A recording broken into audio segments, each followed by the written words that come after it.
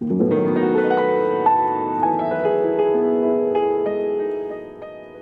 rencontres de la Villa des créateurs en partenariat avec Émergence. Alors bonsoir à tous et bienvenue. Je suis ravi d'accueillir pour cette 9e soirée en émergence César Arada depuis Hong Kong. La soirée est organisée en collaboration avec la Villa des créateurs.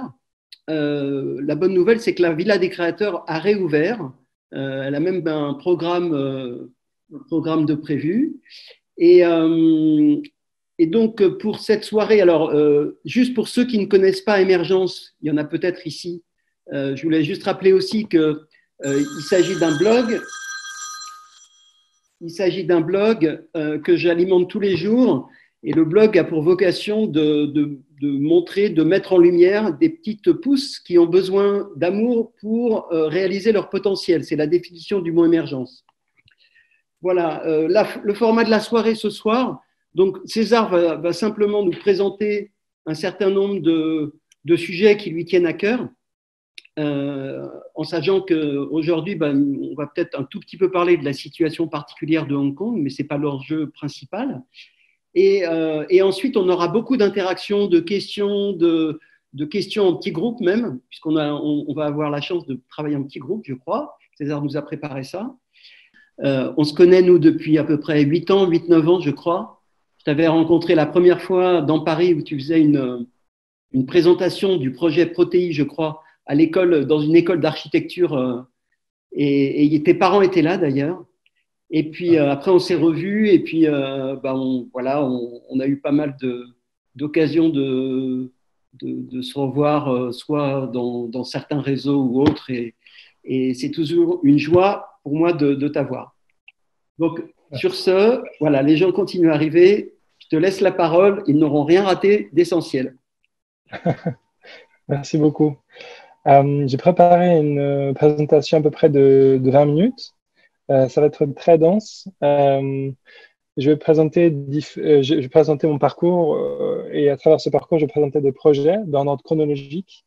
Et cet aspect chronologique, en fait, je vais juste faire quelques commentaires sur la fin qui sont des commentaires un peu plus généraux, notamment sur la situation environnementale et politique de ce qui se passe à Hong Kong. Et après, ce que je pensais qu'on pourrait faire, c'est, comme je vais présenter beaucoup de contenu, c'est passer quelques minutes pour parler en petit groupe, réfléchir à des questions qu'on peut explorer ensemble juste après pour un peu rebondir. Mais si vous avez des questions qui vous viennent pendant que je présente, ce que je vous recommande de faire, c'est de l'écrire dans le chat. Comme ça, si vous avez quelque chose auquel vous pensez, ce ne sera pas perdu et ça alimentera les discussions.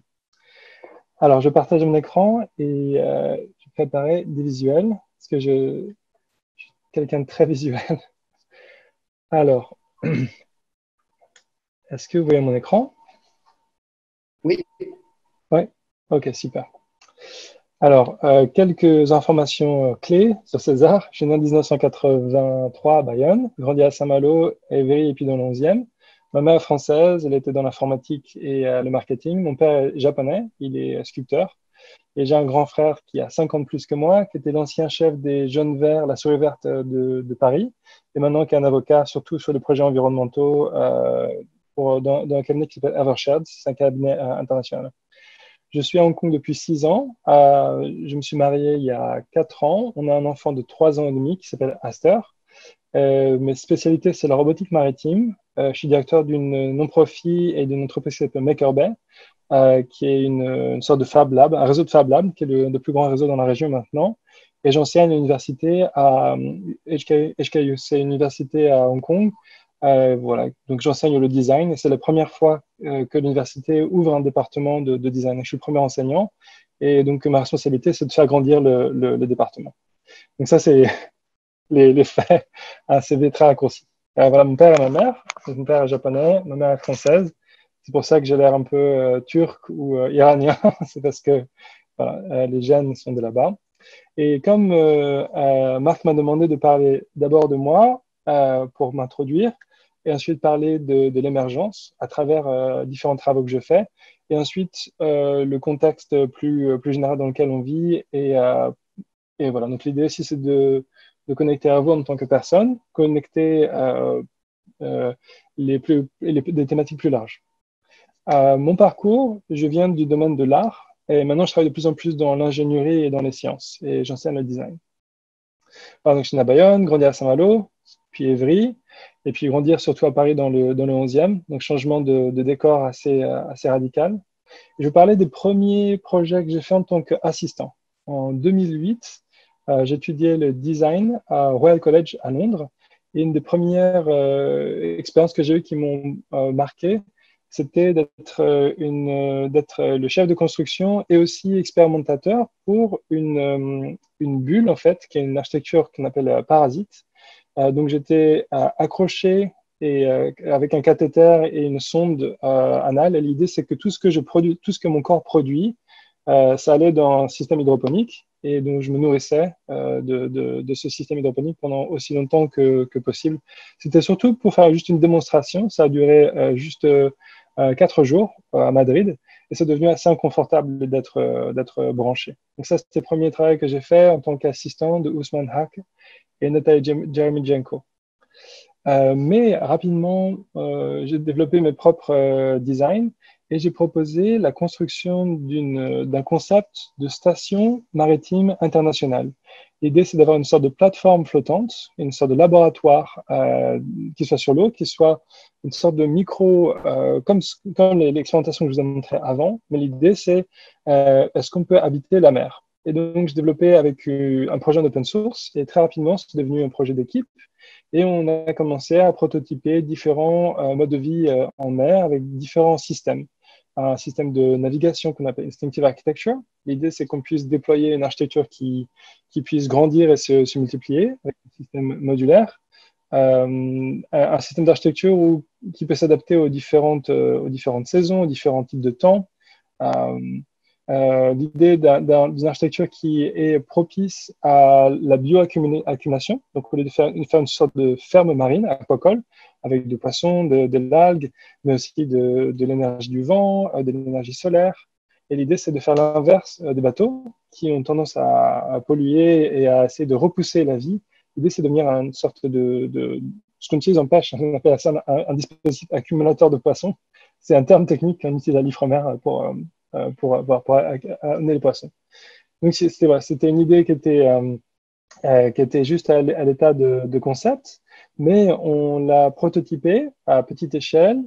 Et puis ensuite, on a amélioré les dessins au K3, c'est le garage de sous-marins nucléaires français à Lorient, avec l'aide d'ingénieurs militaires. Et on a commencé à faire des prototypes de plus grande taille, jusqu'à des dispositifs plus grands. Que malheureusement, pour des problèmes d'assurance et de budget, on n'a pas pu les tester à l'eau. Donc ça, c'était en 2010. Et donc, j'étais encore étudiant à l'époque où j'ai fait tout ce projet. Et on avait une équipe de 40 personnes déjà qui s'étaient formées se greffer sur ce projet, comme c'était un projet open source. On avait gagné le prix Ars Electronica pour le concept, mais je n'avais pas les bagages techniques ou encore moins les bagages de management pour gérer un projet de telle ampleur. Et voilà, donc je pense qu'une grande partie du projet qui s'est tombé à l'eau, c'était parce que j'étais pas prêt, on va dire. Puis j'ai des problèmes de santé, ce qui n'a pas, j'ai des problèmes de santé assez importants qui m'ont pas amélioré la chose. Mais voilà, c'est pour vous dire que je suis un amoureux de la mer et il y a beaucoup de projets que je vais vous montrer, c'est des choses qui sont en relation avec la mer.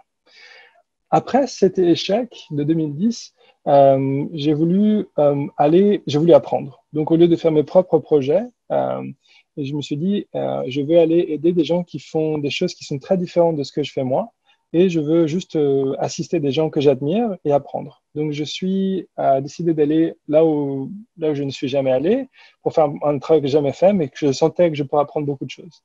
Et donc, je suis allé à Nairobi, au Kenya. Donc, je n'étais jamais allé en Afrique avant. Et j'ai travaillé comme chef de construction pour un incubateur de nouvelles technologies qui s'appelle iHub. Donc, quand je suis arrivé, il y avait juste un plan en 3D vide et un logo sur le mur. Et avec la communauté locale, en quelques mois, on a organisé plusieurs centaines d'événements.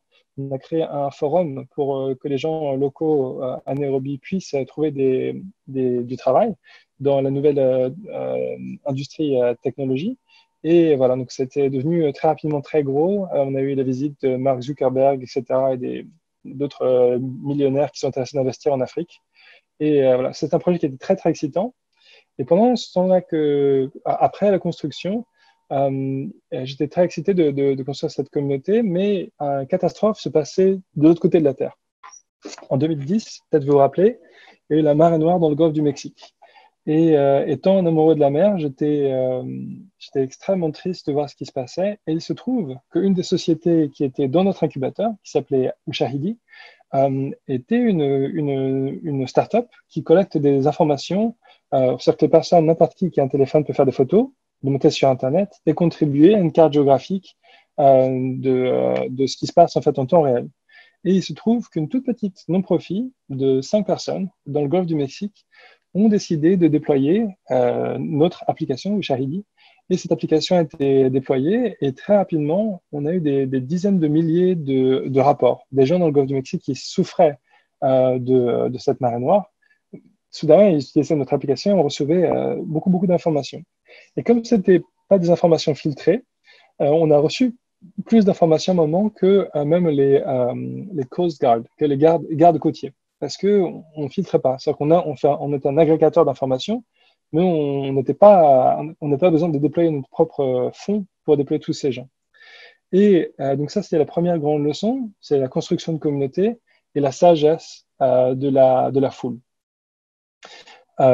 En fait, comme j'avais fait des recherches en robotique maritime avant et que j'avais accès à cette richesse d'informations en temps réel de ce qui se passait dans le golfe du Mexique, j'ai été appelé, on m'a proposé de rejoindre une équipe de recherche au MIT pour développer des technologies pour nettoyer la marée noire. Et j'étais très excité à l'idée qu'au lieu d'être juste un témoin passif de cette catastrophe écologique, que je pourrais devenir un acteur. Et donc, j'ai déménagé de Nairobi à Boston et j'ai commencé à travailler sur un projet de robotique pour nettoyer le golfe dans le golfe du Mexique. Après plusieurs mois de recherche, je me suis rendu compte rapidement que cette recherche était vraiment orientée vers le profit et pas du tout vers la dépollution. C'est-à-dire que le laboratoire dans lequel je travaillais était beaucoup plus intéressé de gagner des fonds d'urgence, mais que la technologie qu'on développait n'allait pas être prête dans une durée d'urgence. C'est-à-dire on faisait un dossier pour 10 millions de dollars pour avoir des fonds pour nettoyer, mais c'était sûr que, étant le chef du projet, je savais qu'on ne pouvait pas le livrer. Donc j'avais une sorte de pression de faire quelque chose qui n'était pas éthique. Et donc j'ai décidé de quitter mon job de rêve dans l'université dans laquelle j'avais toujours rêvé de travailler pour des questions d'éthique. Et donc j'ai décidé de déménager dans le golfe du Mexique où j'ai habité pendant 2 ans et demi et à travailler avec les associations locales. Donc, ce que j'ai fait, c'est que c'était interdit pour les activistes d'aller sur les zones polluées parce que le gouvernement américain, en fait, ils ont décidé que, étant donné que c'était BP, British Petroleum, qui étaient les pollueurs, ils devraient aussi être responsables du nettoyage. Et devenant responsables du nettoyage, ils ont décidé de mettre un cordon pour interdire à n'importe qui de s'approcher des zones de nettoyage. Donc, tous les travaux des associatifs, en fait, devaient se faire à distance. Et donc, la seule manière pour nous de travailler et de faire des études et de cartographier là où il y avait de la pollution, finalement, c'était de voler au-dessus des zones polluées, sur lesquelles il n'y avait pas de législation. Donc, j'ai appris à faire voler des drones et à fabriquer des ballons météorologiques pour faire voler des caméras, pour faire des photographies côtières et emmener BP au tribunal et les obliger à payer pour la dépollution des côtes. Donc, pendant 2 ans et des dizaines de milliers de photographies et de cartes pour demander cette justice. Et c'est là où j'ai appris les sciences participatives. Donc, l'idée, c'est que pour faire avancer les sciences, il n'y a pas besoin forcément d'être au MIT ou au CNRS. On peut travailler avec les citoyens et les citoyens peuvent s'organiser, prendre les informations eux-mêmes et de temps en temps avoir la justice. Pendant ce temps-là, en parallèle à faire ce travail avec les associatifs, je continue à travailler sur l'idée de robots de dépollution. Et je me disais comment on peut retirer une catastrophe d'origine humaine, voilà, c'est une marée noire, mais qui est désormais contrôlée par les forces naturelles, le vent, les courants et les vagues. Et donc, j'ai commencé à développer un robot qui est semi-autonome, qui serait optimisé, donc il y a un robot à voile, et qui serait optimisé pour tirer de la charge. Et donc ça, c'est un bateau qui s'appelle Protei, et qui est un bateau, en fait, au début, il y avait avec un gouvernail à l'avant. La deuxième version, c'était avec deux gouvernails. Et petit à petit, j'ai continué à publier, et puis avec les feedbacks en open source, avec les feedbacks de la communauté, je suis arrivé à la conclusion qu'on pourrait développer un bateau à coque articulée. Et donc, ce que vous voyez, c'est le premier bateau à coque articulée. Donc, c'est un bateau qui fonctionne, entre guillemets, comme un poisson. Pas dans le sens où il bat de la queue pour avancer, mais on peut corriger la forme ou ajuster la forme de la coque comme on ajuste la forme d'une voile ou comme on ajuste la forme d'une aile d'avion, en fait, pour optimiser le profil et créer de la portance. Et donc, ce principe permet d'utiliser moins d'énergie, d'avoir un meilleur contrôle de la direction, d'être plus stable. Donc ça, c'est un principe que j'ai développé et je me suis dit, si c'est une technologie qui peut aider, au lieu de faire comme le MIT, de mettre une licence dessus et d'empêcher les autres de travailler sur la technologie, est-ce qu'on peut le faire en open source? Et donc, j'ai mis ça en open source et je vais aller un peu vite là-dessus, mais donc l'idée, c'était qu'après, on a fait beaucoup de déclinaisons. Notamment, on a découvert qu'on peut fabriquer des bateaux comme on peut fabriquer des trains. Donc, un bateau qui peut être modulaire. Donc, pas juste qui peut se courber, mais un bateau qui peut avoir plusieurs modules. Et donc, vous pouvez voir que ça permet d'avoir une navigation avec des voiles asynchrones. Donc, c'est qu'on peut faire des types de manœuvres et tirer de la charge à quasiment n'importe quel angle du vent. Après, j'ai continué à faire l'hypothèse, est-ce qu'on peut fabriquer ça à plus grande échelle? Et on a fait des vérifications comme ça sur des bateaux terriens, comme un char à voile. Et donc, on a bien vérifié qu'on peut fabriquer des larges véhicules, énergie renouvelable, avec un minimum d'organes de contrôle. Au niveau de computation et contrôle, c'est très simple. Donc, il y a juste les roues avant qu'on contrôle et le reste suit. La tension sur les voiles est élastique, donc c'est un système qui a une forte tolérance. Et on peut donc faire un véhicule qui est manœuvrable, qui utilise très peu d'énergie. Pour vérifier ça, on l'a construit encore à plus grande échelle. Là, ça fait 6,50 m. C'est plus long qu'une voiture et ça utilise moins d'énergie qu'un téléphone portable pour être contrôlé. Donc, l'idée, c'est qu'on peut fabriquer des véhicules larges avec un système de contrôle simple et qui peut tirer de la charge importante. Donc, tout ça, c'est open source. Vous pouvez le voir sur le site Scalebots. C'est fait avec la communauté. Vous pouvez voir la documentation sur le site. Ça permet à des gens autour du monde de contribuer à cette technologie. Et ça permet aussi d'utiliser des mécanismes financiers qui ne sont pas les mécanismes habituels. Donc, par exemple, c'est le crowdfunding. Donc, ça, c'était un projet qu'on a financé par le Kickstarter. Voilà, donc l'idée, ce que j'ai découvert ici, c'était qu'on peut développer des technologies libres pour l'environnement. Elles peuvent être financièrement viables et ces technologies qui sont aussi qu'on peut mettre à l'échelle. Donc, c'était une découverte qui était très excitante. Et donc, je me suis dit, OK, comment on peut développer ces technologies à grande échelle? Et comme je sais que comme j'ai pas fait d'études de commerce, je savais qu'il fallait que j'améliore mes capacités de business, j'ai continué à faire des concours et j'ai rejoint un incubateur qui est un incubateur de business sur un bateau qui fait le tour du monde. Donc, normalement, la plupart des incubateurs de business, c'est dans une zone industrielle, dans un quartier d'affaires.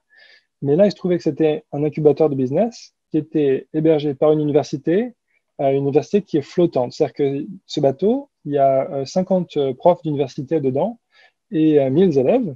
Et ce bateau, en fait, il fait un semestre d'université en faisant le tour du monde. Et donc, j'ai fait le tour du monde en bateau. Donc, c'est un gros bateau, c'est pas un petit bateau à voile comme le mien.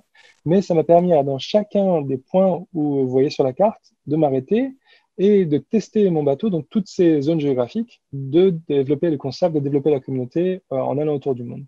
Et on avait des mentors, des profs, en fait, qui sont vraiment des gens incroyables. Par exemple, on avait Desmond Tutu, qui est le prix Nobel de la paix, qui était un de nos mentors pour toute la partie éthique. On avait le chef des investissements de Google, qui était pour la partie business. On avait le fondateur de la D-School de Stanford, qui était notre mentor. On avait le cofondateur de Google X, celui qui a fait les voitures autonomes. qui étaient nos mentors techniques. C'est vraiment un niveau incroyable de mentorat. Et donc, on a développé nos business comme ça. C'est comme ça que je suis arrivé à Hong Kong. Donc, en 2013, j'arrive à Hong Kong en bateau et je me réveille au milieu de cette ville et je suis allé immédiatement au marché de pièces électroniques à Shenzhen. C'est là où pratiquement 90% de l'électronique mondiale est assemblée. Pas forcément fabriquée, mais en tout cas assemblée, ensuite shippée autour du monde. Et donc, tout ce que j'achetais quand j'habitais à San Francisco ou à Nouvelle-Orléans sur Internet, je pouvais l'acheter directement à l'usine qui avait ses représentants avec un comptoir. Et s'il y avait quelque chose qui n'était pas la bonne taille ou avec des spécifications que je voulais changer, on peut directement s'adresser à l'usine et ils nous font des pièces sur mesure. Et donc, j'ai regardé que ce que je fabriquais en Amérique, ça me coûtait 7 fois plus et ça prenait 4 fois plus de temps. Et donc, j'ai discuté avec mes investisseurs et donc, ils m'ont dit, Banco, il ne faut pas rester en Amérique, il faut aller directement en Chine, à Shenzhen, et tu continues à avoir une entreprise américaine, mais tu opères depuis la Chine. Et aussi parce que si c'est une technologie open source, c'est trop facile à copier, il faut être là où c'est le plus compétitif et le plus rapide d'innover. Donc, je me suis décidé de déménager à Shenzhen. Et en fait, il se trouve que cette zone, Hong Kong, Shenzhen, Zhuhai, Zhongshan et Guangzhou, c'est la plus grande métropolis du monde. C'est-à-dire que dans cette zone, il y a dans une zone qui fait un petit peu plus que la région Île-de-France, il y a plus que de la population française. Il y a plus de 70 millions de personnes dans cette zone, dans le golfe dans le delta de la rivière des Perles. Et là, j'ai appris comment se passe le business à la chinoise, ce qui est très différent de ce que je pensais, ce que j'avais appris en Amérique ou en Europe. Et très rapidement, je me suis aussi senti un peu à l'étroit. C'est-à-dire qu'il n'y avait pas vraiment de culture d'innovation quand je suis arrivé en 2013. Et donc, je n'ai pas trouvé vraiment un endroit pour partager ces sens d'excitation, de créativité. Et donc, j'ai fabriqué mon propre atelier. Donc, je me suis fabriqué ma propre usine à Hong Kong parce que je ne me suis pas senti très bien en fait à Shenzhen. J'ai eu beaucoup d'arnaques. On m'a beaucoup arnaqué au début de mon séjour, donc je me suis pas du tout plu. Donc, j'ai décidé de m'installer à Hong Kong où j'ai trouvé que c'était plus facile de faire du business. Et j'ai recréé mon laboratoire que j'avais à MIT. En fait, tout ce que je pouvais avoir accès à MIT, j'essaie de le recréer en version Made in China, donc tout en low cost.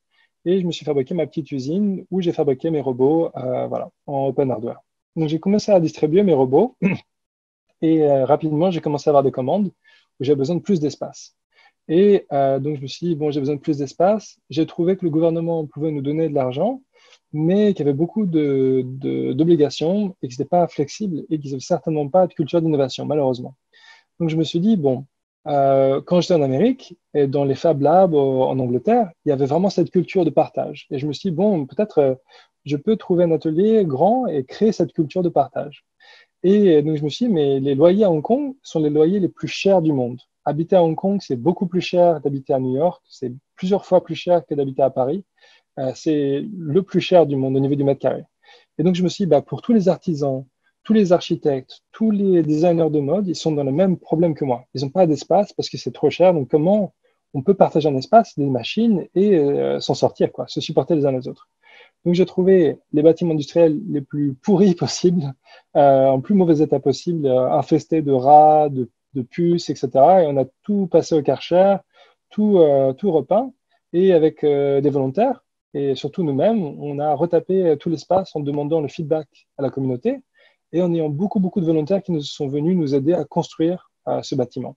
Et en quelques mois, on a transformé une friche industrielle horrible en lieu d'espace de culture et de partage de technologies. Et on a un atelier de bois, de métal, d'électronique, d'acoustique, d'optique, une chambre noire d'optique et d'acoustique, un laboratoire de biologie, un espace de coworking, des salles de réunion. Voilà, tout ça avec des matériaux de récup et surtout avec avec des volontaires. Donc voilà, c'était l'idée, c'est qu'on peut fabriquer quelque chose qui est très compétitif si on a une communauté créative et prête à se remonter les manches. Et très rapidement, on n'a pas eu assez d'argent et j'ai dû me mettre à faire de l'enseignement parce qu'on n'avait pas assez de sous finalement. Le modèle coworking n'était pas viable parce que un espace avec autant de machines et autant d'espace, c'est très cher. Donc, on a dû se diversifier. Donc, j'ai commencé à enseigner et ma passion pour les océans, j'ai proposé ça comme sujet en fait pour une école primaire. Il y avait une école primaire du quartier qui m'ont dit César, tu fais des projets intéressants, est-ce que tu enseignes un cours de sciences? Je leur ai dit, je veux bien faire un cours de sciences, mais si c'est la science, bah, ça veut dire qu'on va poser des vraies questions scientifiques et on va les explorer vraiment d'une manière honnête, quoi. Et donc, les méthodes que j'ai employées au MIT pour la recherche, je les ai appliquées avec des enfants à partir de l'âge de 5 ans à 10 ans. Et on posait ces vraies questions et je faisais une vraie recherche documentaire avec eux. Et donc, ce que je leur ai dit, on va commencer là où les autres s'arrêtent. Et là où les autres s'arrêtent, par exemple pour le nettoyage des plages, les gens récupèrent du plastique sur les plages. Hong Kong est absolument pollué. Donc, la plupart des gens récupèrent le plastique et les mettent dans les poubelles. Mais tout ça, ça va dans le landfill, dans les, voilà, c'est pas recyclé, quoi. La plupart, 80% n'est pas recyclé. Donc, j'ai demandé à mes élèves, voilà, on va récupérer le plastique et on va essayer de voir comment on peut nettoyer le plastique de la mer. Et donc, avec mes étudiants, on regardait la méthode pour comprendre la distribution de plastique aujourd'hui. On prend des filets, on les met à l'eau, on récupère les petits morceaux de plastique et on regarde ce que c'est sur une carte. On publie des articles scientifiques, ça prend des mois. Et donc, le temps qu'on met à publier, l'information n'est plus à jour. Et donc, ce n'est pas vraiment si utile que ça. Avec les étudiants, on a transformé une salle de musique, une salle d'art plastique. Avec quelques morceaux de bois, on s'est fabriqué un établi. Et petit à petit, on a commencé à coloniser la salle d'art plastique et à la transformer en Fab Lab. Ensuite, on a acheté une petite imprimante 3D, on a acheté des ciseaux à bois, une scie, etc. Et c'est les enfants qui ont dessiné et fabriqué l'établi. Et c'est eux qui sont responsables de la sécurité. Donc, c'est eux, les enfants qui sont en CE2, puis CM1, qui enseignent au CE2 et CP à utiliser les marteaux. Et ils ont décidé que les outils les plus dangereux, ils seraient tout en haut pour que les petits ne puissent pas attraper et les outils les moins dangereux en bas. Donc voilà, ils ont vraiment dessiné leur établi. Et ils ont fabriqué un robot qui a une caméra embarquée, une webcam. Donc c'est juste des tuyaux de plomberie, des tuyaux de toilette, avec une webcam et un ordinateur pas cher dessus, qui fait des vidéos. Donc quand le robot il se déplace dans la piscine, il va avoir une petite webcam. Et avec les vidéos avec des fonds de couleurs différentes, on va mesurer la taille des particules de plastique qui passent dans l'eau. Et donc ça permet de ne pas récupérer physiquement les morceaux de plastique, mais de récupérer la data et donc de faire un capteur optique du plastique. Donc on a proposé ça, on a documenté ça sur un site Instructable, c'est un site de partage pour les inventeurs, et ça a été remarqué par des gens, notamment l'Institut de Jane Goodall, qui est une anthropologiste qui s'occupe des animaux. Et on a gagné le prix d'innovation environnementale pour les enfants cette année-là. Et c'est un projet qui était géré par Hector Hattrick, qui à l'époque avait 8 ans. Et voilà, donc c'était Hector qui rencontre Jane Goodall avec toute son équipe. Le plus jeune a 5 ans et demi dans l'équipe. Et donc on a proposé ça et ça a attiré l'attention d'autres scientifiques. Et donc l'idée aussi, c'est que prendre des enfants et les traiter comme des chercheurs, leur donner le respect qu'ils ont pour leur imagination et les connecter avec des scientifiques de haut niveau, on peut créer des choses magnifiques avec ces enfants si on les écoute simplement.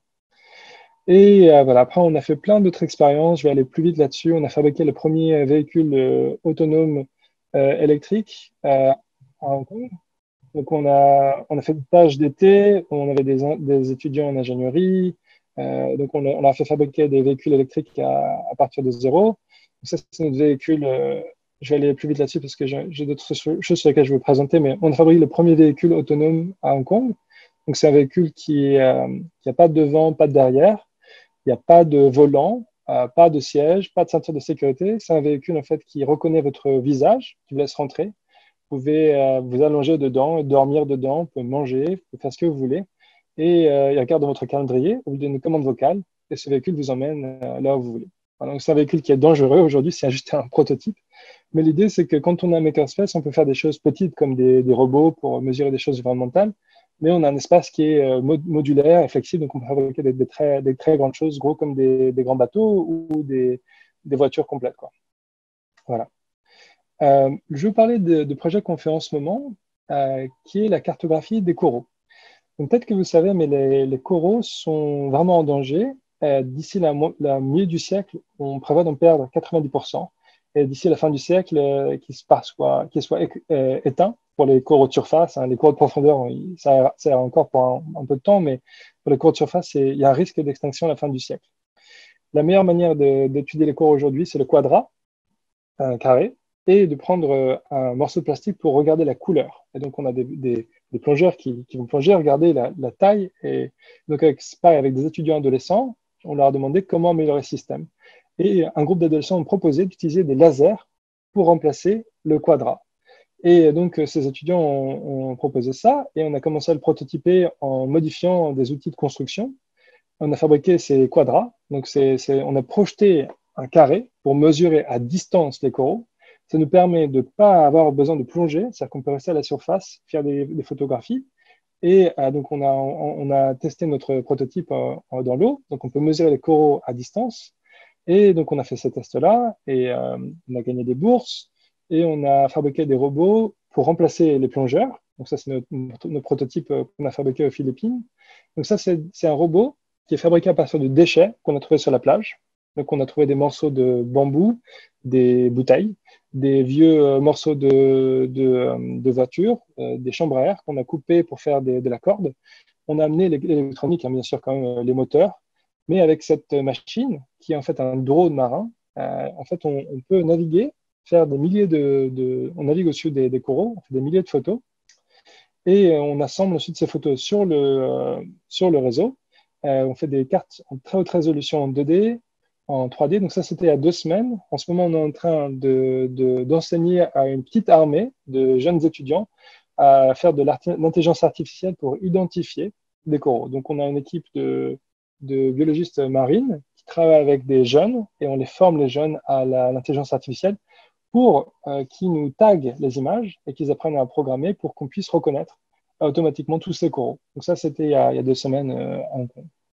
Et donc l'objectif, ça, c'est pas de chez nous, c'est pas notre image, mais le but, c'est de pouvoir identifier les coraux à partir d'un flux vidéo ou un flux photo et d'identifier non seulement le type de corail, mais aussi d'en évaluer la santé.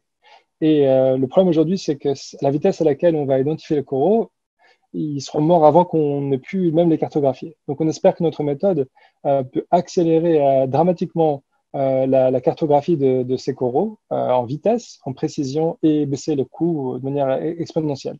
Donc, on essaie d'être 10 fois plus précis, 50 fois plus rapide que les plongeurs et 200 fois moins cher. Parce qu'on n'a pas besoin d'avoir les bateaux de plongeurs, etc., etc. La logistique est beaucoup plus simple. On met un bateau à l'eau, on le télécommande, pouf, il va. Voilà, donc encore une fois, l'imagination plus la connaissance, plus l'amour, c'est magique. Alors, pour terminer, vous avez montré au début de ma présentation qu'il y a 10 ans, je rêvais de fabriquer cette station internationale maritime. C'était mon grand rêve et ça allait rester.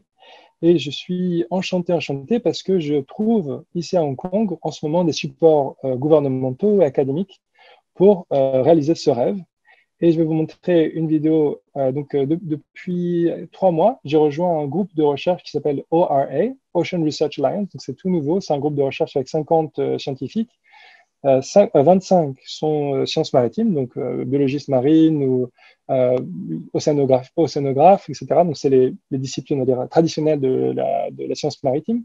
Et la moitié sont pas de ce background. Donc, ils sont économistes ou ils font des modèles environnementaux ou ils sont ingénieurs en mécanique, en électrique, etc. Donc, c'est un groupe interdisciplinaire. Et donc, on fabrique des projets interdisciplinaires. Et ça, c'est une vidéo que j'ai faite la semaine dernière. Donc ça, c'est tout récent. Donc avec mes étudiants, on a une petite équipe de 15 étudiants. Et malgré le confinement, on a travaillé à distance. Et en 2 jours, et avec un budget de 1 200 €, nous avons fabriqué cette plateforme flottante. Et l'idée, c'est de fabriquer une sorte de ferme aquacole pour tester des principes de dépollution. Donc cultiver des algues, de la moule, aussi des huîtres, qui sont des espèces qui sont filtrantes.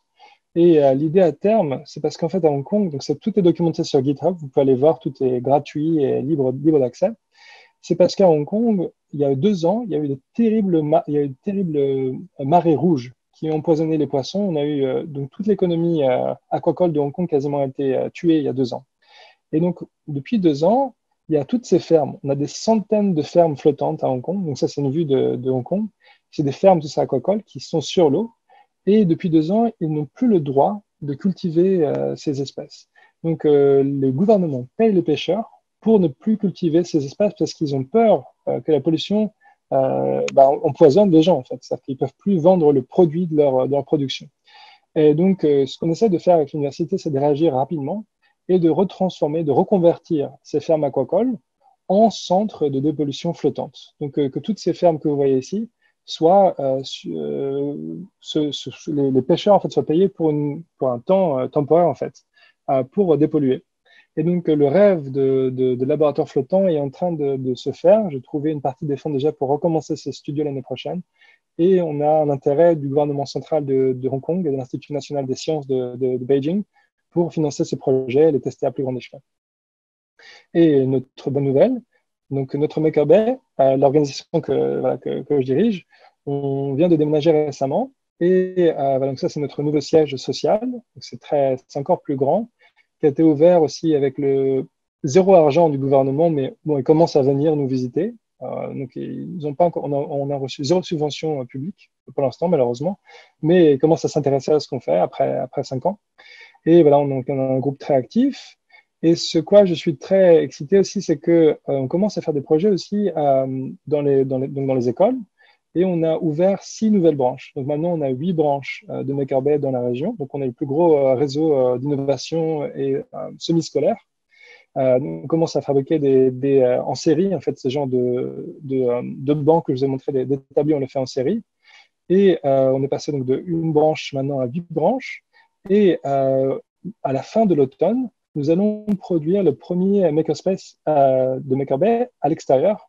En fait, on a fait un pilote il y a 2 ans au Cambodge et ils ont beaucoup aimé ce qu'on avait fait. On a aidé à créer 7 entreprises. On a 3 qui sont encore actives aujourd'hui, qui continuent à grandir. Donc, on a fabriqué le plus grand centre d'innovation au Cambodge qui devrait ouvrir à la fin de l'automne.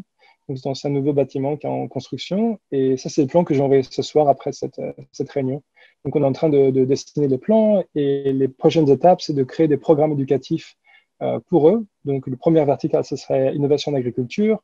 Ensuite, c'est innovation pour le textile, parce que c'est une industrie très, très polluante, le textile, etc., etc. Donc, ils nous demandent de les aider à manager leur incubateur. Et il y a aussi d'autres projets qu'on commence à discuter avec des associations là-bas pour faire de l'innovation aussi flottante, comme c'est un peu notre verticale, sur le lac Tonlé Sap, qui est en train d'être rétréci et qui est un peu en danger par la jacinthe d'eau, qui est une espèce très envahissante. Et on travaille avec une organisation qui s'appelle IDEO. Ce sont des designers français qui revalorisent une espèce qui est envahissante en mobilier de luxe qu'ils exportent un peu partout et qui permettent d'employer beaucoup de gens là-bas et de dépolluer en même temps. Voilà. Donc pour moi, le contexte qu'on vit tous, c'est ma grande inquiétude, voilà, c'est la population mondiale continue à grandir et la Chine est en train ou est déjà devenue de facto le nouveau leader avec la perte de leadership américaine et l'Europe qui est, on va dire, qui est encore très innovante, mais qui est vieillissante. La Chine et bientôt l'Inde sont vraiment des forces émergentes. Et donc, moi, je suis ici, je regarde en tant que franco-japonais, je regarde un peu la situation. Je suis venu ici parce que je sentais que ça bouge beaucoup, mais j'essaie de voir voilà, comment on peut tirer le mieux de l'expérience et de la connaissance européenne et de cet appétit chinois, cette créativité asiatique, cette énergie en Asie. Et aussi, je suis inquiet du déclin démocratique global, parce que je vois que, voilà, même dans la région où je suis, particulièrement Hong Kong, on souffre, on est vraiment sur cette zone de friction. C'est-à-dire qu'aujourd'hui, c'est Hong Kong, demain, ce sera Taïwan, plus tard, ce sera la Corée du Sud, le Japon vont peut-être, j'ai peur que ça devienne des terrains de guerre par proxy. J'ai peur que ma famille au Japon se retrouve dans une zone de friction entre des superpuissances qui ne vont pas engager de guerre directement sur leur terrain. J'espère qu'on ne va pas vers une autre grande guerre. Et ce qui m'inquiète encore plus que ces problèmes à court terme, c'est des problèmes à très long terme de perte de biodiversité et de cette crise climatique et surtout la crise de biodiversité, à mon avis, qui est la plus grande crise qui nous menace tous, quoi. La dégradation des sols, la dégradation de la mer, qui est le plus grand réservoir de CO2. Ça, c'est des choses qui m'inquiètent énormément et auxquelles je pense qu'on n'est vraiment pas préparé. Et le Covid, etc., c'est des crises très, très importantes. Bien sûr, il y a des millions de personnes qui sont touchées. Mais je pense que la crise Covid, par rapport à la crise de biodiversité qui nous attend, je pense que c'est vraiment une toute petite crise en comparaison, malheureusement. Et voilà, donc je pense que voilà, ça, c'est un peu le mot de fin. Mais voilà, donc moi, je suis quelqu'un de très optimiste, vous voyez, à travers mon travail. Mais en même temps, je suis extrêmement inquiet et j'essaye de travailler pour, en fait, rendre les villes plus résistantes. Et mon intérêt personnel, c'est protéger les océans d'une destruction extrêmement rapide, quoi. Ça, c'est ça. Et mon espoir est dans la jeunesse et dans l'open source de partager les informations pour pouvoir se débrouiller et trouver des solutions le plus vite possible qui soient équitables et inclusives, quoi. Ça, c'est mon objectif. Voilà. Alors, je vous ai donné beaucoup d'informations. Marc, tu es encore en muet. Merci pour effectivement beaucoup d'informations, mais aussi une énergie qui t'anime, qui est assez incroyable. Non seulement l'énergie, mais aussi les idées qui foisonnent. On sent que ça bouillonne en permanence et que derrière, non seulement c'est en toi, mais que tu as réussi à le diffuser autour de toi.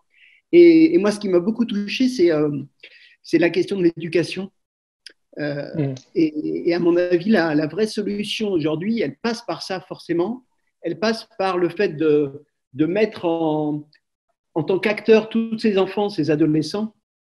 Et alors, ça tombe bien parce qu'ici, il y a beaucoup de personnes qui sont impliquées, notamment dans des questions d'éducation, pour aider à créer des écoles pionnières. Donc, ça me touche d'autant plus tout ce que tu nous as raconté qu'il me semble que moi, la solution, en tout cas, une des solutions et probablement la plus importante, elle est là. Elle est dans cet espoir et dans la formation, mais d'un nouveau genre, où on va mettre les enfants acteurs et trouveurs de solutions eux-mêmes et expérimentateurs, en fait. Donc après, il s'agit de rayonner, quoi. Mais bon, je crois que tu nous avais… Alors, peut-être on va prendre des questions ou… Après, il s'agit de rayonner, quoi. Oula, qu'est-ce qui se passe là? Il y a une petite coupure de son, mais je pense que ça va. D'accord. Donc, je ne sais pas si tu préfères qu'on prenne des questions d'abord ou faire le petit travail. On va prendre des questions peut-être? Ou comment tu vois les choses? Comme j'ai partagé beaucoup d'informations, je pense que ce que je pensais faire, c'était… Le problème, c'est que quand je parle comme ça donne beaucoup d'informations, peut-être les gens, des fois, oui, c'est beaucoup.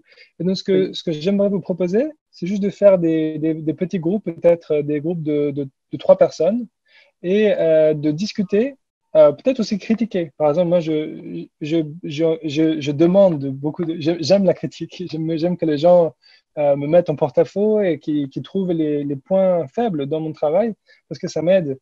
Et aussi, voilà, peut-être que vous posez des questions et travailler un petit groupe pour préparer des questions à débattre ensemble, ça peut être productif. Donc, si vous voulez bien juste prendre 5 minutes pour réagir à ce que je vous ai proposé, à ce que je vous ai présenté, et puis après, on peut revenir après juste 5 minutes pour explorer ces questions ensemble. Est-ce que ça vous dirait de prendre 5 minutes pour réagir en petit groupe? Parfait. Donc, je crée les salles. Donc, vous allez être 3 ou 4 par salle. Et puis on va dire combien de temps de réflexion? 5-10 minutes? Un quart d'heure?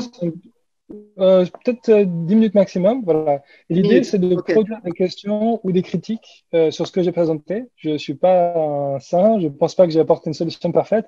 J'ai besoin de votre feedback, de vos critiques pour améliorer ce que je fais, de vos idées. Voilà. Donc, voilà. Donc, vous répartis au hasard les salles. Donc, vous allez 3 ou 4 par salle. Hein. Et puis, moi, je vais me balader un peu partout. Hop, c'est parti. Ça marche.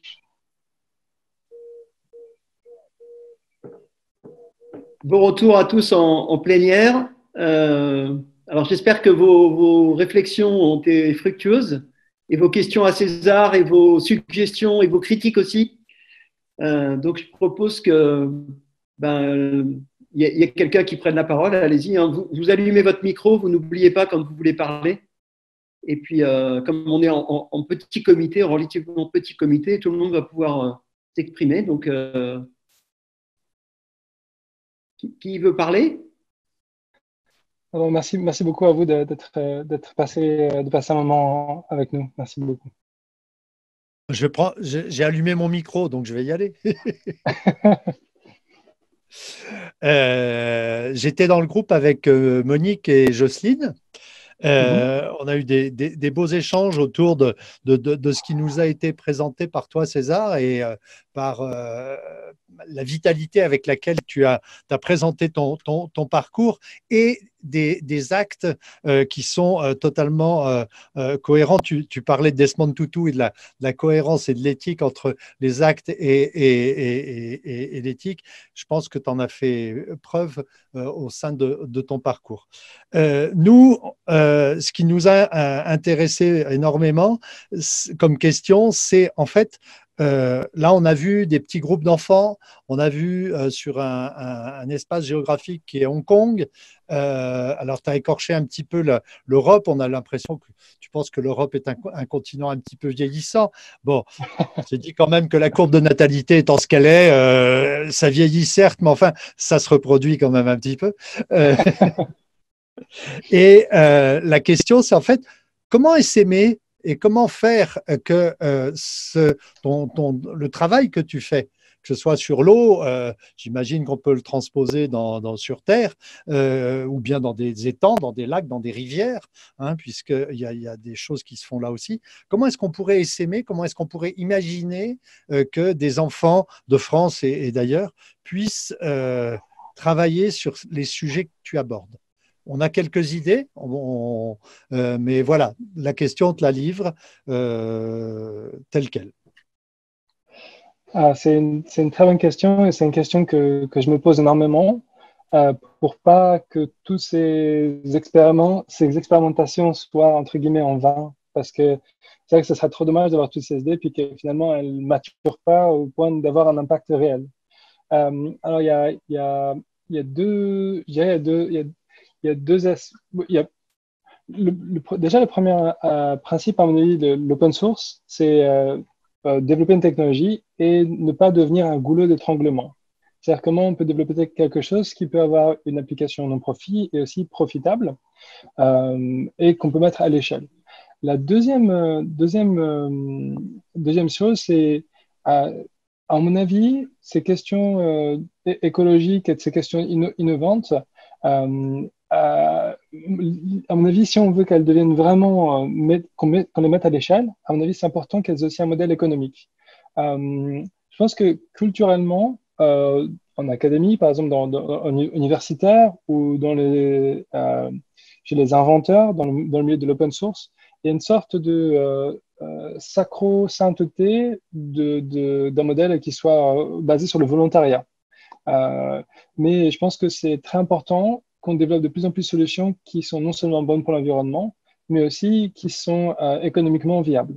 Alors après, comment on crée un modèle qui soit inclusif, donc que tout le monde puisse rentrer, que ce soit volontaire, que ce soit des enfants, que ce soit un modèle éducatif, et qui puisse transitionner de manière pacifique et productive, couplé avec un modèle économique productif. Donc, comment on peut continuer à faire avancer cette recherche quand il y a une partie du groupe, par exemple, qui travaille de manière volontaire, alors qu'une autre partie du groupe va être payée et profiter finalement de ces découvertes.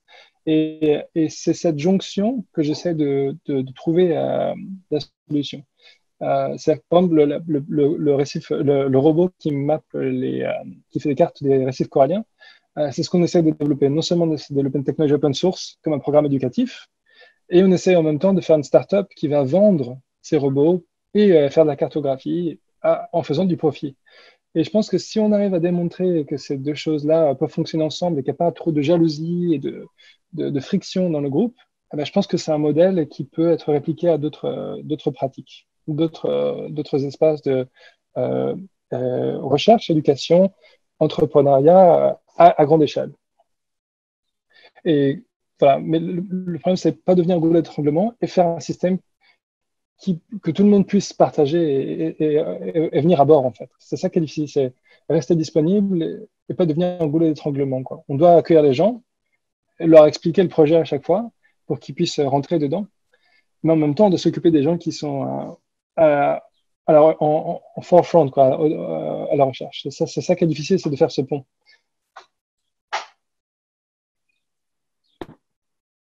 Ouais. Merci. Merci. Roland, tu veux parler, je crois, mais il faut que tu mettes ton micro. Je peux l'activer, il n'y a pas de souci. Voilà.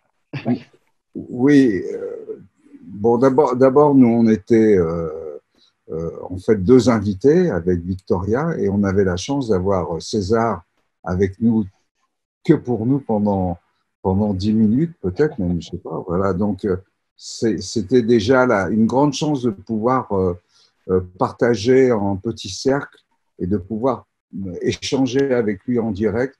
Et ça, c'était super. Et peut-être que le centre, et je ne sais pas si, enfin, en tout cas, je sais pas si c'est une question, mais c'est en tout cas une réflexion que je me fais, c'est que toutes les questions, enfin, ou les questions qui peuvent se poser reposent avant tout sur un état d'esprit que César il a pu nous exprimer à travers son éducation, son enfance, ses parents, etc. C'est-à-dire qu'il ne recherche pas le pouvoir. C'est quelque chose qui est le contraire de son approche. Et il est pragmatique, mais au contraire, il cherche pas du tout à accaparer quoi que ce soit. Et donc, cette attitude-là, elle est rare. Et peut-être que c'est peut-être cette attitude-là qui est la plus difficile à transmettre. Parce que finalement, avoir des aptitudes, connaître des choses, rencontrer des gens, etc. Moi, je sais que pour moi, j'aime bien, malgré tout, même si j'aspire à être un être sage et parfait, je sais que j'ai des tendances à vouloir m'accaparer ou apprendre des choses ou avoir de la reconnaissance, etc. Et ce qui est chouette avec César, c'est que justement, il approche pas les choses de cette manière-là. En tout cas, c'est comme ça que je l'ai perçu, mais peut-être que Victoria, elle peut compléter ce que je viens de dire par une question, je ne sais pas. Parce que finalement, il y a plein de questions, mais ce qui est intéressant, c'est l'être qui est derrière tout ça. Voilà. Et je pense que Victoria, elle a ressenti des choses dont elle peut parler aussi. Bah, je l'invite, hein, si elle veut venir, hein, à prendre la parole. Ça s'est un peu arrêté, l'énergie. Vous m'entendez? Oui, Oui. oui. Oui, On t'entend. merci Roland. D'accord. Très vite pour compléter en effet ton propos qui était vraiment sur ton être, César. Ce que j'observais, c'était que il y avait quelque chose de fondamental pour toi, presque vital, qui est ton lien à la vie marine, et que il y a que la pollution génère une très grosse inquiétude, et que de cette inquiétude, il se passe quelque chose en toi. Tu transformes l'inquiétude en invention. Entre les deux moments, il y a quelque chose qui se passe en toi, de l'ordre de l'insight, de l'ordre, tu as parlé de l'imagination, imagination plus connaissance plus amour. Tout ça mis ensemble dans l'imagination, pour moi, il y a aussi l'intuition. Comment ça se passe? Voilà, c'était une curiosité. Mais globalement, dans ton être, ce que je trouve fascinant, c'est que tu transformes l'inquiétude en créativité, et donc ça redonne confiance, y compris aux enfants.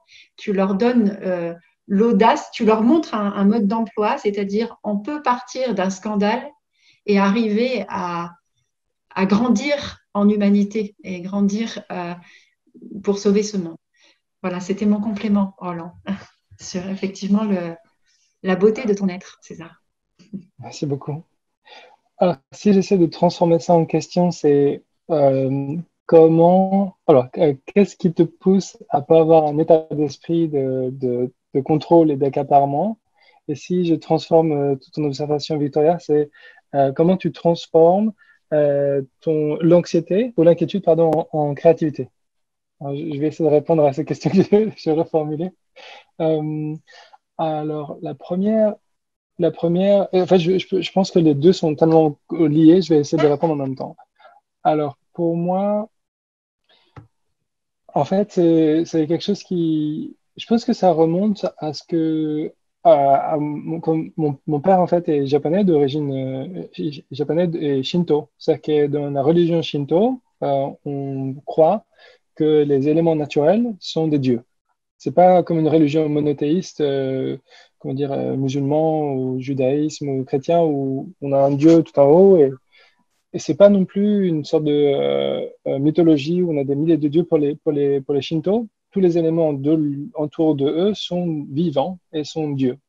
Et par exemple, je me rappelle quand je vais avec mon père et qu'on allait en mer pêcher, quand on attrape un poisson et qu'on le mange, il me dit, tu sais, tu tues un poisson. Et le poisson, il avait aussi une maman, il avait aussi un papa, et il avait ses espoirs pour sa vie, il a une histoire, etc. Donc tu dois être conscient que tu tues, que tu prends la vie de quelqu'un. Tu peux le faire, mais si tu coupes un arbre, c'est pareil. Il a une histoire, il a observé peut-être parfois des centaines d'années, il est beaucoup plus sage que toi, il connaît beaucoup plus de choses que toi. Et et donc, et même les pierres, même le vent, même le feu, tout ça, ils ont une histoire, ils ont une richesse, ils ont une force et qu'il faut respecter à égal. Et en fait, quand j'étais petit, je vivais ça comme quelque chose de magique.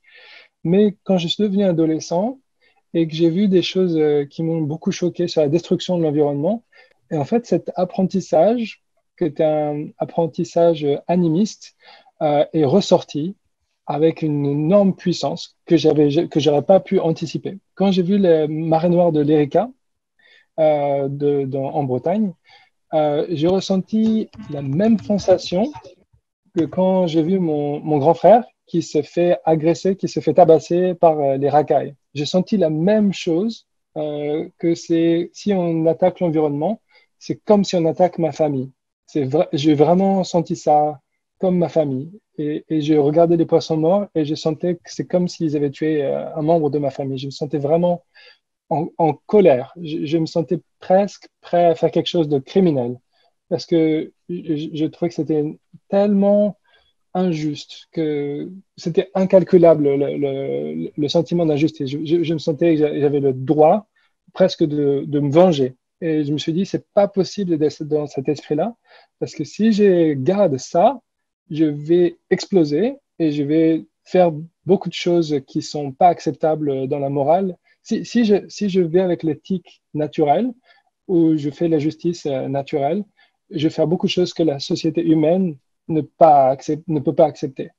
Et donc, j'étais un activiste environnemental avec mon grand frère qui était dans les Verts. Je faisais beaucoup de choses illégales pour lui, donc activisme environnemental.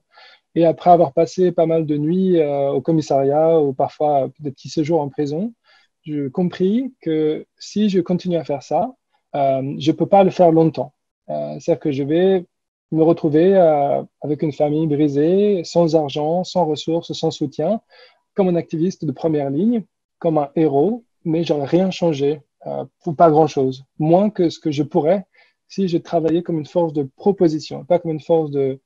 Et tout ce que j'avais comme haine, tout ce que j'avais comme esprit de vengeance, je l'ai mis au service d'essayer de proposer des choses positives et, euh, et de me dire, voilà, qu'est-ce que je peux faire pour motiver les autres personnes et pour aussi empêcher mes amis d'aller en prison, pour empêcher mes amis de souffrir ces injustices.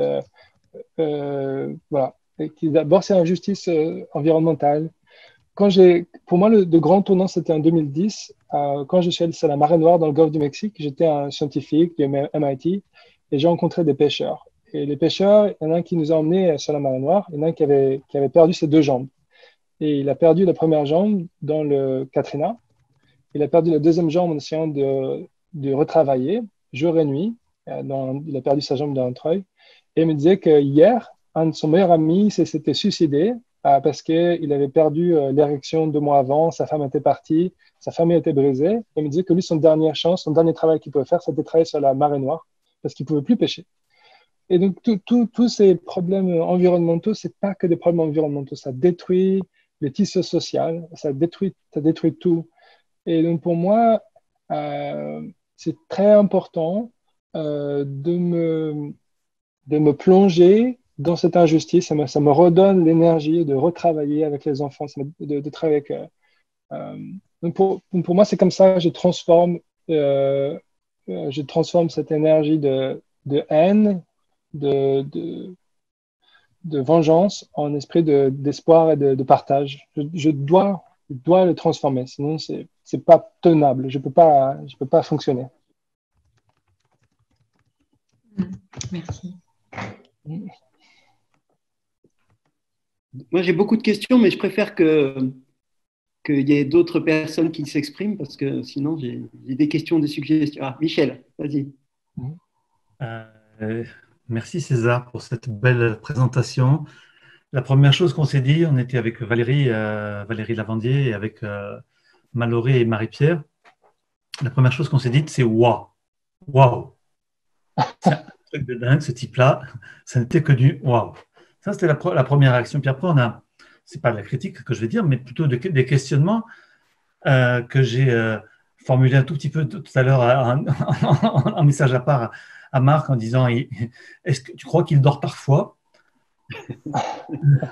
C'est-à-dire avec cette idée que tu fais énormément de choses, que la créativité est partout, et que pour le coup, on s'est posé deux choses. En fait, c'est comment tu faisais pour t'entourer et comment tu faisais pour ne pas t'épuiser avec ça et ne pas épuiser, et là je rajoute parce qu'on ne l'a pas dit, mais et ne pas épuiser les autres avec.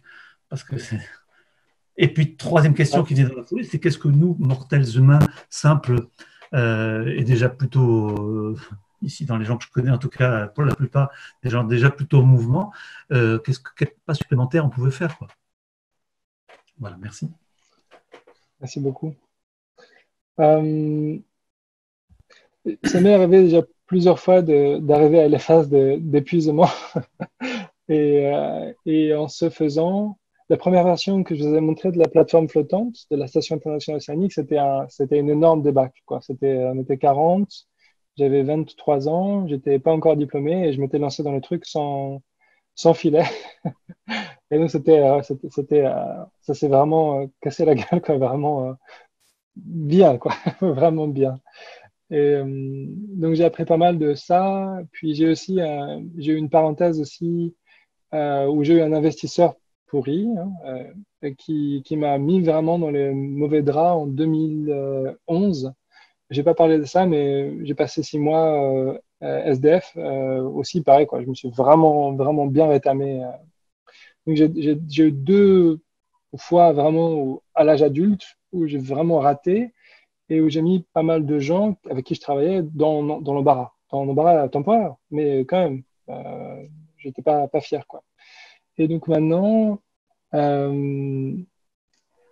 jusqu'à récemment, je ne prenais que des projets dont je savais que même s'il n'y avait pas l'équipe autour de moi, je serais capable de le faire tout seul ou avec un minimum de support de mon équipe.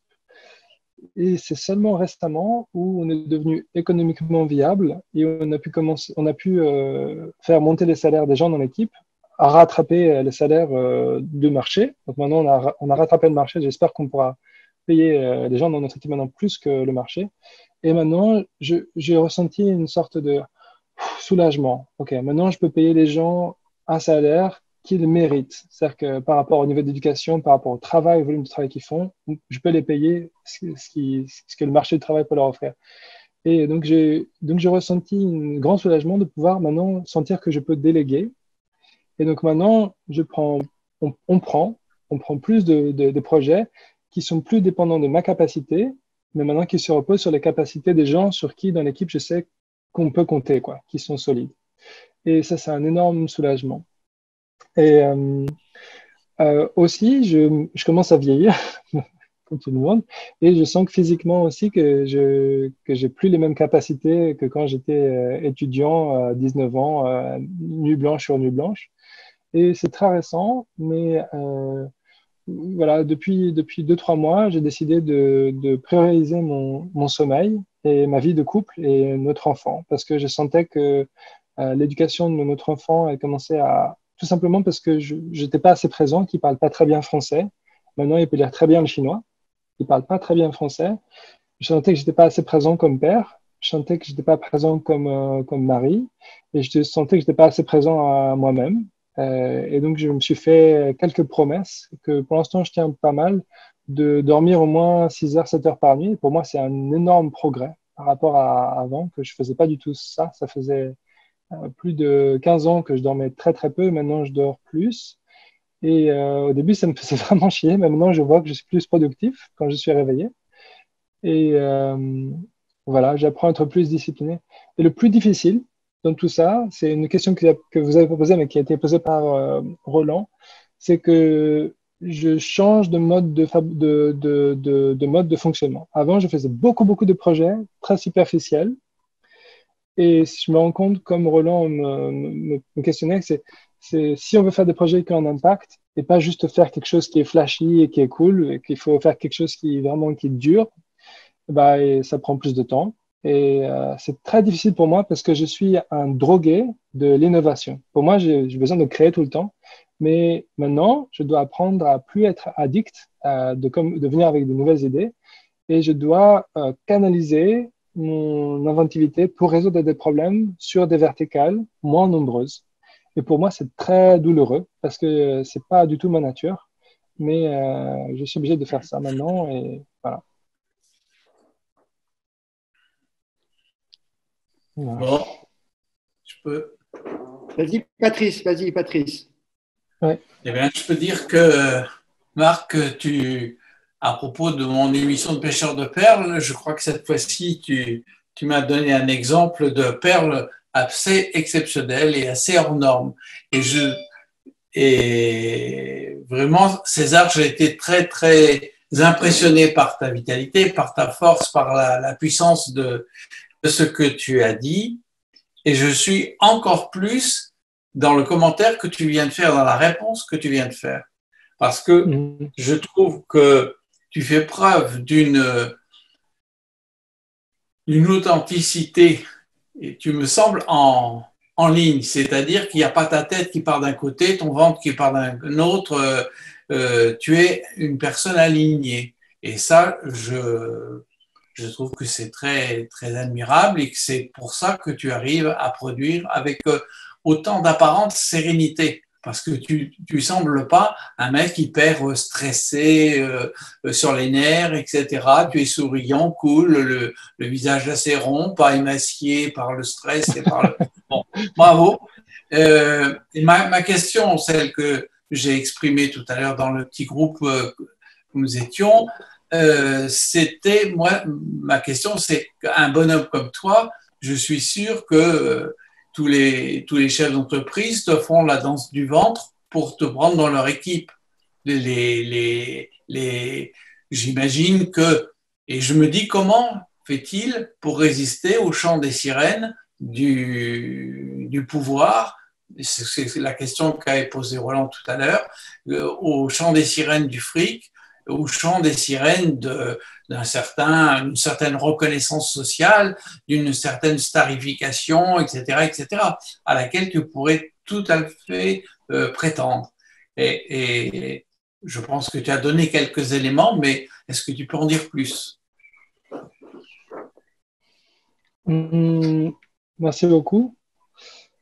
Je pense que peut-être que je me suis décrit de manière trop positive, mais je suis certainement pas un saint. Dans le nouveau travail que je fais avec l'université, par exemple, aujourd'hui, je peux vous dire, j'ai fait des interviews pour des étudiants parce que je dois sélectionner des étudiants qui vont venir l'année prochaine. Et le département, dont je suis un employé à l'université, je suis pas le directeur de l'université, donc voilà, il faut que souvent, il faut que je faire que je la ferme et que je suive les ordres, hein, tout simplement. Et il y a des choses sur lesquelles je suis pas d'accord. Par exemple, aujourd'hui, on m'a demandé de sélectionner les étudiants, et moi, mon idée, c'est que je veux choisir les étudiants qui démontrent un potentiel. C'est-à-dire que pour moi, dans mes valeurs, je ne veux pas prendre des étudiants qui ont les meilleures notes ou voilà, qui ont les bons parents, qui ont fait les bonnes recommandations, qui sont dans les bonnes écoles privées, etc. Et ça, c'est la politique de l'université, malheureusement. Et c'est un mécanisme, voilà. Par exemple, moi, je donne une note, mais ça va être une moyenne entre moi et les autres évaluateurs qui vont décider Voilà, donc, par exemple, dans l'université, je fais partie d'un mécanisme dans lequel je suis pas forcément d'accord. Et j'essaye d'influencer petit à petit, mais voilà, je suis à l'intérieur du mécanisme, quoi. Après, ouais, certaines choses sur lesquelles je vais pas tolérer. Et voilà, je me dis, bon, bah, tant pis si je me fais virer, parce que voilà. Mais d'un côté, ça stresse pas mal ma femme, parce que je supporte ma famille avec le salaire de prof.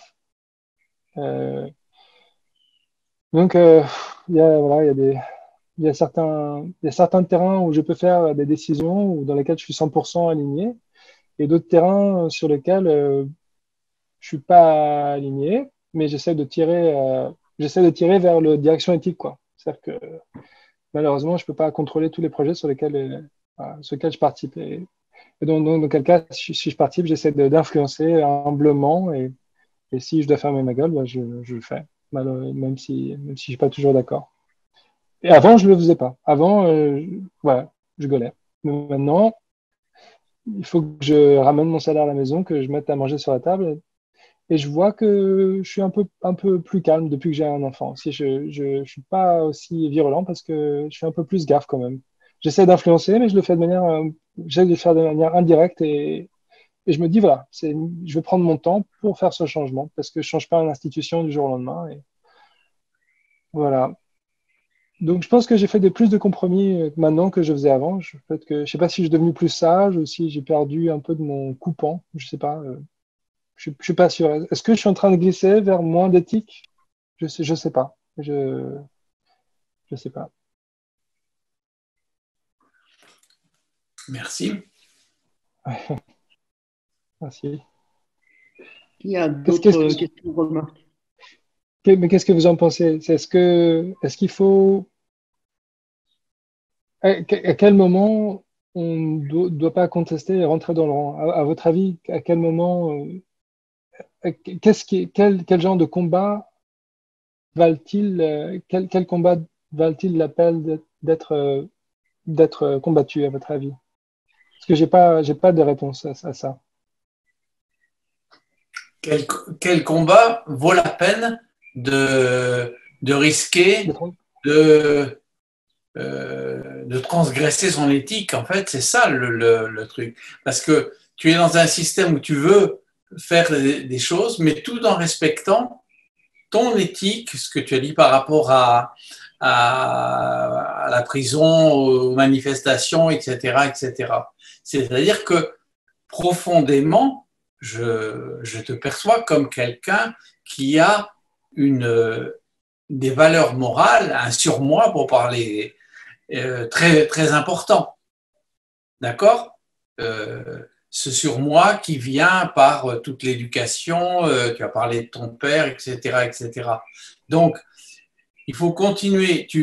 Si tu transgresses la loi, tu seras mal, tu vas être parasité, tu vas plus avoir la créativité, tu vas plus avoir la disponibilité d'esprit, tu vas être dans la mauvaise conscience, tu vas être dans des choses douloureuses. Donc, comment faire pour ne pas accepter l'inacceptable sans sans transgresser la morale, transgresser ta morale, ton principe? C'est ça la question que tu me poses? Oui. À tout le monde, je pense qu'il la pose. Ouais. Oui, j'imagine que c'est une question qui s'adresse à tout le monde, à chacun d'entre nous. C'est une question très, très difficile. Mais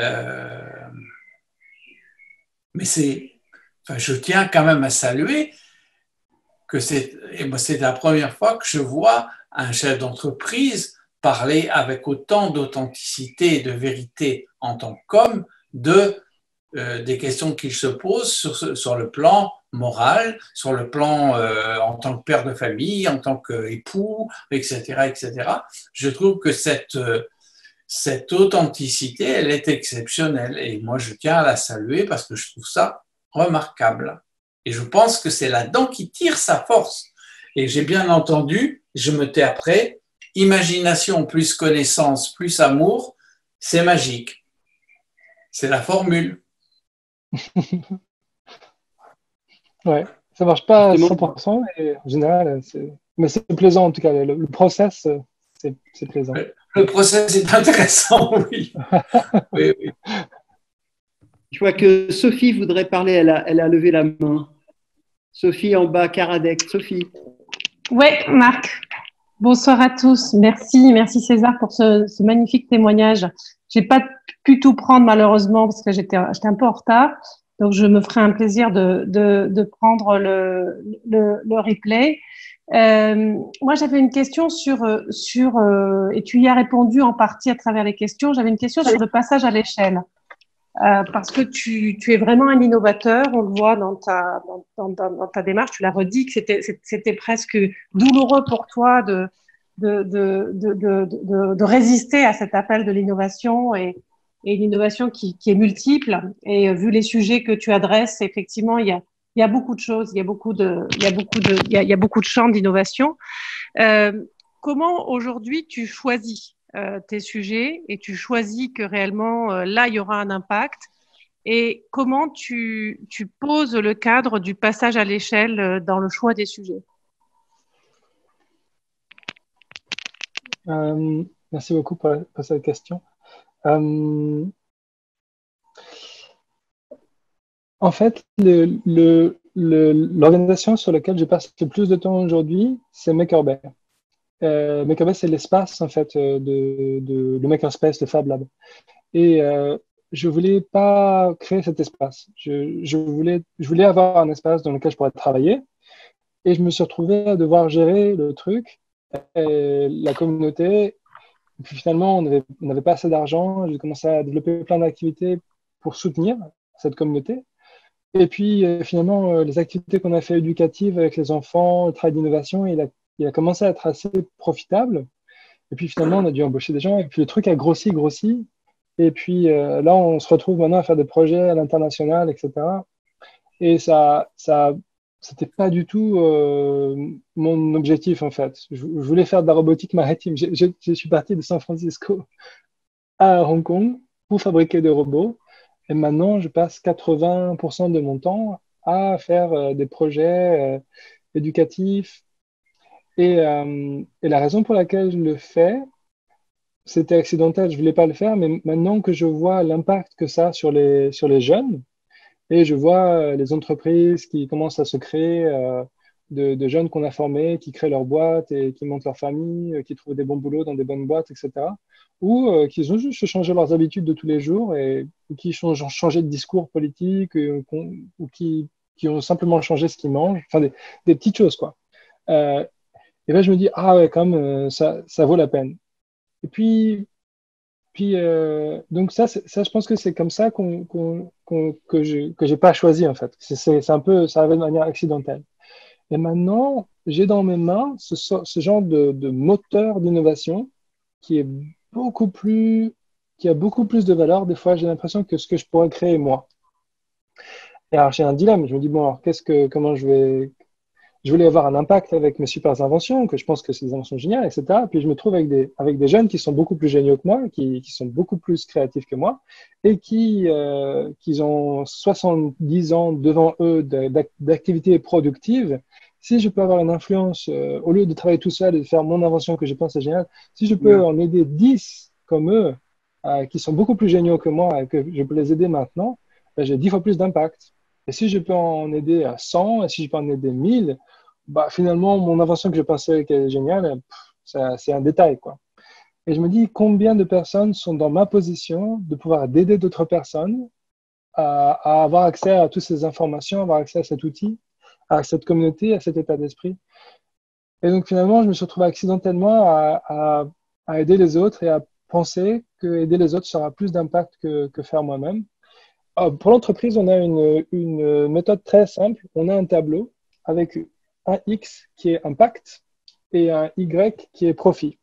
Et quand on a un nouveau projet qui arrive, on le met sur un post-it et on dessine un petit dessin sur le projet. On le met sur notre grille à profit et impact et profit, et on regarde ce qui est en haut à droite. Qu'est-ce qui peut avoir beaucoup d'impact dans notre communauté? et nous faire gagner de l'argent. Et donc, des fois, on prend des projets qui n'ont pas beaucoup d'impact, mais ils ont beaucoup de profit. Et puis, ça nous aide à faire des projets qui ont beaucoup d'impact, mais pas de profit. Et voilà. Puis après, il y a des réalités aussi de l'équipe. Beaucoup de ce qu'on fait dans l'équipe, c'est comme un partenariat, en fait. Je suis pas vraiment un dirigeant où je décide. C'est plutôt quelles sont les énergies dans la boîte et qu'est-ce que les gens dans la boîte ont envie de faire. Et je travaille beaucoup avec les énergies des gens qui sont dans l'entreprise. Et je leur demande, on se demande régulièrement, voilà, qu'est-ce qui te chagrine, qu'est-ce qui t'embête, qu'est-ce qui te révolte, et est-ce que tu as des opportunités, est-ce qu'il y a des gens qui nous proposent des projets. Donc on est très flexible, on a des grandes directives, voilà, des bibles entre guillemets comme ce bouquin. Donc on a des projets sur le long terme où on réfléchit, voilà, il y a des problèmes de long terme, perte de biodiversité, donc on a des projets sur le long terme qu'on essaie de continuer à poursuivre sur le long terme. Et sinon, on est très agile et on s'adapte à l'actualité, on s'adapte aux demandes de nos clients. Mais c'est ça en général notre référence. X, Y, impact et profitabilité. Ouais. Alors, en attendant que quelqu'un pose des questions, moi, j'ai quelques suggestions, moi, des idées qui me sont venues en t'écoutant. La première, c'est alors autour des questions d'éducation, d'école et d'enfants, c'est d'imaginer une sorte de concours autour de réaliser des prototypes, des idées, des robots, ça peu importe en fait, entre écoles. Donc là, à mon avis, c'est quelque chose qui pourrait même s'envisager à un niveau international. Dans lequel tu pourrais, toi, inspirer, initier le truc avec toute cette dimension de faire, pas seulement et faire des choses utiles, notamment pour l'environnement. Donc ça, c'est une idée qui, je pense, pourrait très vite prendre. Il faudrait juste les bons sponsors, la bonne communication, les bonnes écoles, et peut-être commencer tout petit, avec une école à Hong Kong, une école en Inde, pourquoi pas, une école en France et une aux États-Unis ou au Brésil. Et puis, avec un réseau d'écoles déjà existants, par exemple, c'est initier ce challenge et puis communiquer autour en montrant que les enfants sont capables d'être hyper créatifs et que c'est une source pour l'humanité qui n'est pas du tout exploitée ni explorée parce qu'on les cantonne dans des cases, etc. Et on leur dit, il faut que tu fasses ça, il faut apprendre ci, au même rythme que l'autre, etc. Donc là, ici encore présent, il y a beaucoup de personnes qui s'intéressent à ça. Et c'est pour ça aussi que ce que tu vis en ce moment, tu appelles ça un accident autour de l'éducation. En fait, pour beaucoup ici, c'est un vrai engagement, une vraie joie que de dire, mais le travail le plus important à faire, c'est de libérer cette énergie, cette créativité auprès des enfants. Et c'est eux qui vont probablement aller beaucoup plus vite que nous tous. Et tu le disais toi-même, en termes de… Voilà, tu tombes sur des enfants qui sont très créatifs, et la plupart le sont d'ailleurs. Sauf qu'ils le sont tous, sauf qu'on n'exploite pas du tout cet aspect-là de leur personnalité et malheureusement, les écoles ne sont pas prévues pour ça. Et donc, moi, j'aimerais bien te proposer et t'inviter même à imaginer avec beaucoup d'entre nous ici des choses autour d'écoles. Donc, on en connaît une en particulier en Inde que Victoria et moi avons visitée et même d'autres ici qui se trouve à Ahmedabad, qui est une école vraiment pionnière et qui incite les enfants à atteindre très tôt leur potentiel et à, comme les émergences, à émerger quelque part à eux-mêmes et au monde. Donc ça, c'est quelque chose sur lequel il y a probablement énormément de choses et dans lesquelles tu pourrais vraiment, toi, contribuer à travers ton expérience à Hong Kong et au Cambodge, que tu nous en parlais, pour prendre vraiment une belle dimension autour de ça et fédérer des énergies. Et voilà. Donc là, je pense qu'il y a vraiment énormément de choses à faire. Et en tout cas, moi, je serais ravi de brainstormer avec toi et d'autres autour de ça. Et je me rappelle que dans une de nos discussions aussi, on avait envisagé le fait de dire, voilà, il y a tout ce temps disponible qui est consacré à des jeux sur Internet qui n'ont pas de sens, sur les portables, sur les téléphones, etc.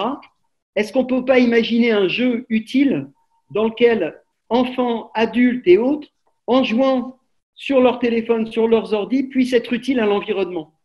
Et là aussi, ça, c'est quelque chose qui pourrait faire l'objet même d'un concours dans lequel on propose aux enfants d'imaginer des jeux utiles dans lequel, ben voilà, On avait parlé de télécommander un bateau drone pour nettoyer les océans. Voilà, ça peut être tout un tas de choses.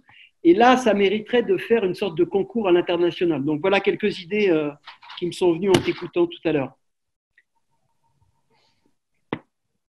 Merci beaucoup. Alors, il y a des mains qui se lèvent. Il y a Victoria qui relève la main et Sophie. Je vais juste te faire un petit commentaire sur ce que tu as dit. Ouais. Je pense que ce que tu dis est 100% valide et tout à fait attrayant. J'ai fait des petites expériences, je pense, qui vont m'amener vers ça. Là, l'année prochaine, dans le cadre de l'université, j'ai désigné un programme de Sustainable Leadership. Et l'année dernière, c'était que les profs qui parlaient aux étudiants et leur disaient c'est ça, c'est ça leadership, et on ne demande pas leur avis, quoi. Et j'ai réussi à convaincre le vice-président de ne pas engager des consultants qui font juste des commentaires sur qu'est-ce que c'est la leadership et qu'est-ce que c'est la sustainability, mais tout l'argent qu'on donnait aux consultants, le donner aux étudiants pour faire des vrais projets de sustainability sur le campus. Et donc, ils ont un vrai prix en cash, pas pour garder pour eux, mais pour implémenter les vrais projets. Et donc, ça, c'est volontaire. Et si le projet qu'ils gagnent, à la fin, ils ne gagnent pas d'argent, mais ils gagnent un prix de sustainability par le directeur du campus, de l'université.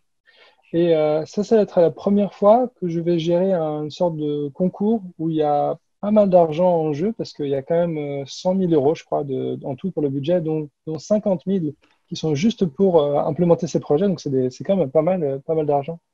Mais ce que tu décris, je pense que c'est ce vers quoi on veut aller. Je pense que ce que j'aimerais faire, en fait, c'est au lieu de faire comme les autres incubateurs où ils prennent 50 entreprises et ils mettent de l'argent dessus et puis ils leur disent démerdez-vous. Ce que j'espère qu'on peut faire, c'est prendre moins d'entreprises, prendre des jeunes, les accompagner. Ce qui est le plus difficile, à mon avis, c'est de les faire accompagner par des adultes qui partagent cet état d'esprit, tu vois, d'égalité. Et pas de dire aux étudiants, c'est moi, le professeur, et je vais te dire ce que c'est, ceci, cela. Mais vraiment entraîner des facilitateurs, quoi. Et avec un esprit de facilitation, pas un esprit de prof. Ça, c'est super rare. C'est rare de trouver ces gens-là. Et après l'implémentation, le modèle aussi économique, voilà, pour que ce soit sustainable, quoi, qu'ils puissent continuer à le faire après la compétition. Parce que, voilà, vraiment les emmener jusqu'à que c'est un truc qui continue, quoi, que ça puisse grandir. Et, ouais. Roland, tu levais la main?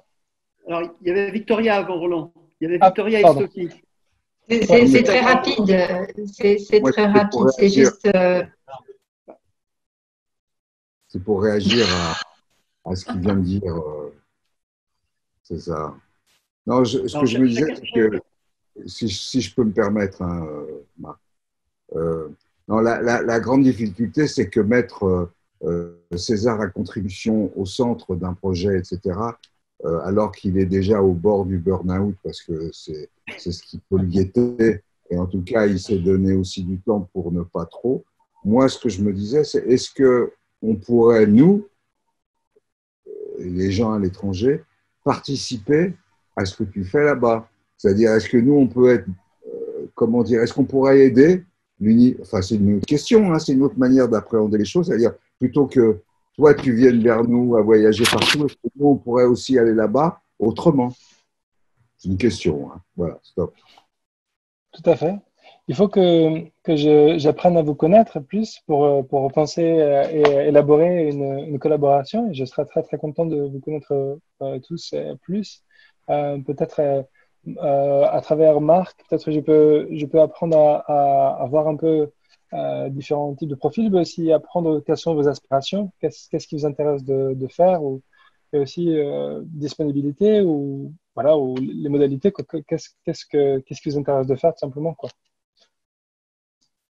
Et ça prend du temps. Par exemple, vous avez pris le temps aujourd'hui de me connaître. Comment est-ce que moi, je peux apprendre à vous connaître, quoi? Comment symétriser cette relation? J'ai des idées, moi. On pourra en parler. Mais okay. Vas-y, Victoria, vas-y, dis ce que tu voulais. C'est simplement en repartant de ta question, qui avait l'air de te préoccuper quand tu disais je me demande comment je peux faire pour intégrer ma vie privée et en fait tu as l'impression de prendre du retrait et de trahir un peu tous tes engagements. Mais en réalité, est-ce que tu observes que faire, parce que make a bear, c'est vraiment faire et tu as été beaucoup dans le faire jusqu'à présent. Et faciliter ou faire, c'est pas du tout la même énergie, ça prend pas forcément le même temps. Et quand on est au repos, quand on fait tout à fait autre chose, par exemple quand tu t'occupes de ton fils, quand tu es avec Aster, il se passe autre chose dans ton cerveau. Le mode par défaut, c'est-à-dire quand on ne fait rien et qu'on est tout à fait au repos, c'est le moment où le cerveau est le plus actif et le moment où il est c'est le plus propice à avoir les meilleures idées, les meilleurs insights qui sont peut-être à venir. Et du coup, ce changement de mode peut-être t'inquiète, mais tu as bien vu que l'inquiétude chez toi générait la créativité. C'est vrai.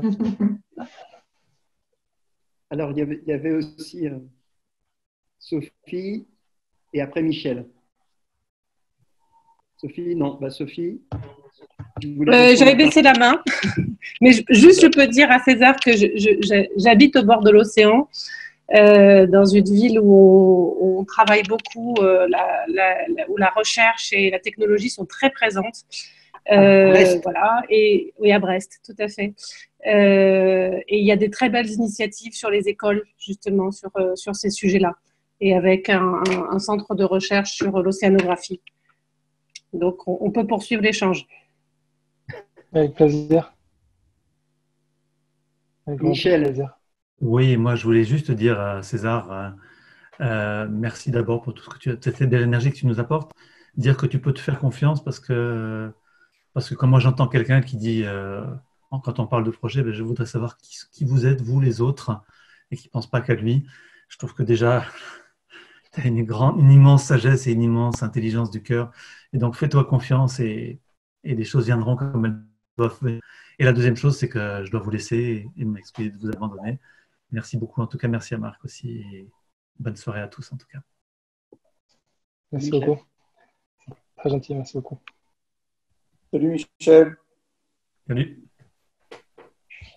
Il y a Vincent qui vient d'arriver en retard. Tu as raté un peu beaucoup de choses, Vincent, mais bon. Alors, qui d'autre veut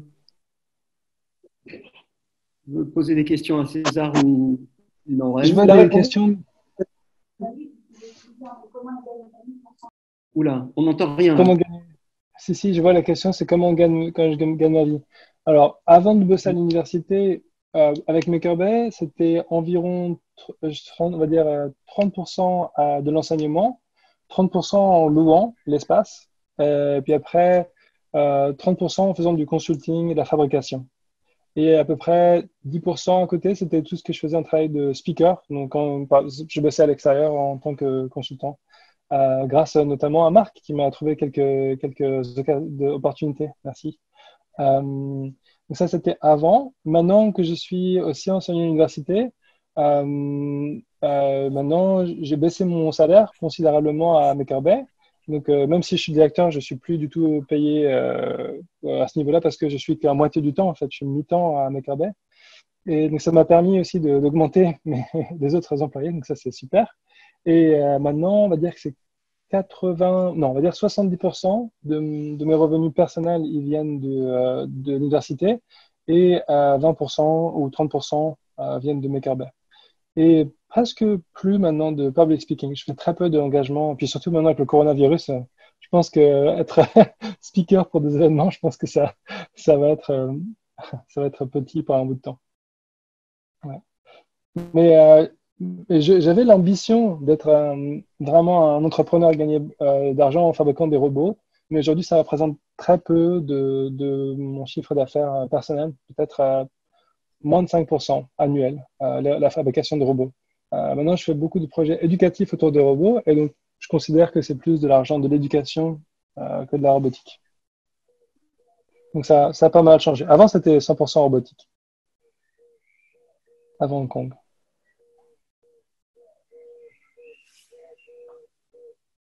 Alors, comme il est 1h du mat à Hong Kong, c'est ça? Oui, Oui, il m'honore.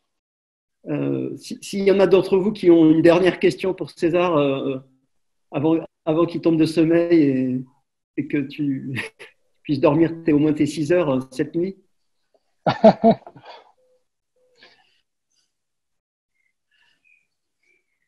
Non Victoria, tu as toujours la main levée. Je ne sais pas si c'est… Non. Ah non, d'accord. Donc, j'abaisse ta main. Bah, en tous les cas, moi, j'aurais envie de dire, peut-être pour conclure, c'est que, encore une fois, c'est plus une invitation à réfléchir ensemble quand on aura un moment autour des questions d'éducation, de l'international, des liens à créer entre écoles, d'initiatives autour des comment installer dans les écoles des ateliers pour faire des choses, pour favoriser la créativité des enfants et des adolescents. Là, il y a probablement, en tout cas, tu trouveras ici beaucoup de personnes intéressées par ces sujets-là. Et nous, on peut trouver aussi beaucoup de contacts dans ces univers-là pour initier des choses, pour créer des liens aussi. Et puis, à partir de ton expérience, c'est essayer justement, qui posait la question du déploiement, en fait, et du passage à l'échelle. C'est peut-être essayer d'envisager des choses pour que on essaye d'avoir une vision moyen-long terme autour de ces questions-là auxquelles tu es confronté. Et voilà quoi. Et en fait, ce qui t'arrive aussi, c'est pas étonnant parce que le fait d'être papa, c'est une question que je voulais te poser. C'est le fait de devenir papa et donc d'avoir quelqu'un à la maison de 3 ans et demi, ça soulève bien sûr la question de l'éducation. Et est-ce que tu l'as vécu comme… Enfin, je ne crois pas que tu l'aies vécu comme une contrainte, mais plutôt comme le fait peut-être d'être une forme de liberté différente, quoi. Je pense que j'ai énormément de chance d'avoir une femme, une partenaire et une mère qui avait envie de changer de mode de vie après la naissance de notre fils. Donc, elle n'était pas dans l'idée, tu vois, que pour elle, être mère, c'était une sorte de sacrifice professionnel. C'est vraiment quelque chose qu'elle voulait faire et c'est quelque chose que je savais même avant qu'on se marie. Et donc, honnêtement, c'est quand même, elle passe beaucoup plus d'heures que moi à s'occuper de notre fils. Et en plus de ça, l'autre chance qu'on a, c'est qu'à Hong Kong, c'est très commun. Plus de la moitié des familles ont des aides à domicile, des nourrices en fait. Et donc nous, on a aussi une nourrice qui est là avec nous très très souvent, beaucoup de son temps. Et donc ça qu'on on a 2 adultes qui sont vraiment très très présents pour notre fils. Et donc moi j'ai la chance de pouvoir passer beaucoup de temps de grande qualité quoi avec voilà, de faire des choses créatives, aller dans la nature, dessiner, faire de la musique, danser, faire plein de choses qui sont super plaisantes, quoi. Et bien sûr, il y a changer les couches, faire la cuisine, faire le ménage, on le fait ensemble aussi. Mais quand même, je suis très privilégié d'avoir eux qui m'aident comme ça. J'ai beaucoup de flexibilité, quoi. Mais je sais pas, pour moi, c'est étrange d'être père parce que je pensais jamais que j'aurais la chance de l'être. En fait, je me disais que je pensais pas que j'aurais un mode de vie qui permettrait d'être père de famille. En fait. Mais maintenant, de l'être, je sais pas, pour moi, c'est un être humain à part entière, quoi. C'est bizarre. Je me dis, il a sa vie, il a ses idées. Je me dis pas trop que j'ai pas un rapport super fusionnel. Je sais pas comment expliquer. J'adore notre fils, mais vraiment, je l'observe comme je serais une autre personne, quoi, avec beaucoup de respect. Et j'essaie de comprendre comment il réfléchit. Et c'est marrant. Pour moi, c'était un petit monsieur, quoi. qui est super. Voilà, on passe de super bons moments. Je suis très très content d'avoir une nouvelle personne à la maison de petite taille. Je sais pas comment expliquer. Le bébé est une personne. Voilà. Oui, c'est ça. C'est une petite personne Eh oui. qui fait caca par terre et qui nous raconte des histoires incroyables. Et on essaie de comprendre ce qu'il nous raconte. Et c'est très marrant, c'est très enthousiasmant. On se marre beaucoup, ça c'est sûr. Valérie? Oui, j'avais une question. Moi, je suis basée à Moscou et j'ai vu que tu as Ah, mis wow. un slide avec des dangers potentiels. Et je crois vraiment que plus on coopère, plus on a de liens. Et au niveau de l'éducation, puisque je fais partie du groupe sur l'éducation, on peut éviter beaucoup de choses. On peut vraiment œuvrer vers un autre monde et puis vers un climat plus de paix. Alors évidemment, on n'est pas près de la mer, hein, Moscou, c'est pas tout à fait au bord de la mer, mais est-ce qu'il pourrait y avoir des liens qui seraient intéressants à tisser avec des universités? Qu'est-ce que tu en penses? Tout à fait. Je pense que des endroits comme la Russie ou l'Iran, la Corée du Nord et des pays comme ça en fait qui sont loin, on va dire, de l'Ouest.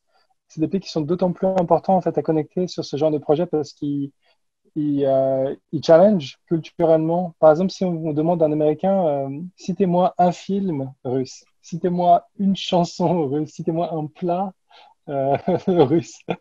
La plupart des Américains, ils ne savent pas, alors que je suis sûr que les Russes, ils peuvent nommer au moins 10 films. Et,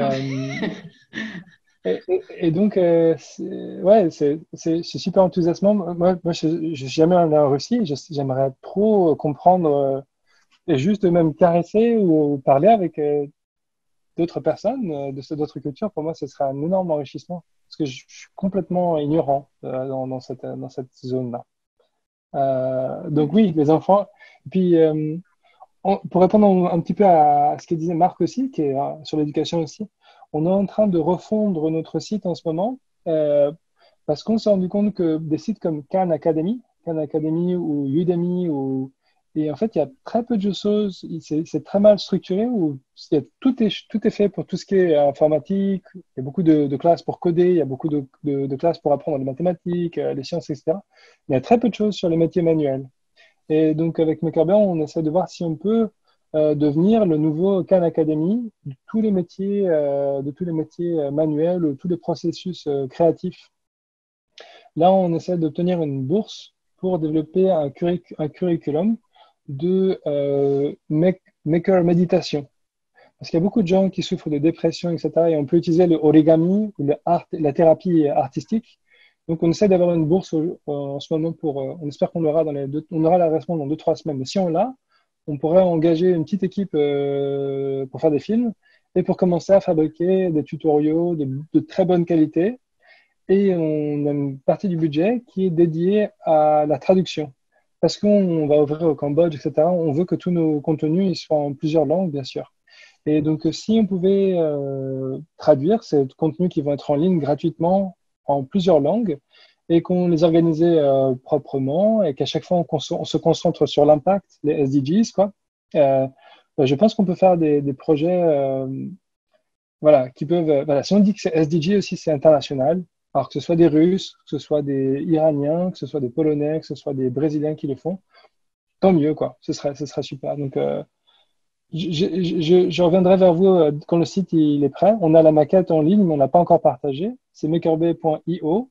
Il n'y a pas encore grand-chose dessus et c'est pas public. On n'a pas du tout partagé.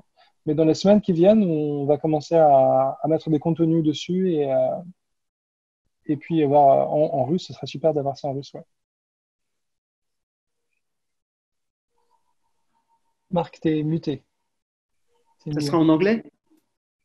La première version, ça va être en anglais et chinois, les deux langues pour nous qui sont obligatoires. Et puis après, moi, je pense que je peux faire quelques articles quelques projets en français. Et puis, on va commencer à payer des gens pour le faire en khmer, parce qu'on a des projets Cambodge.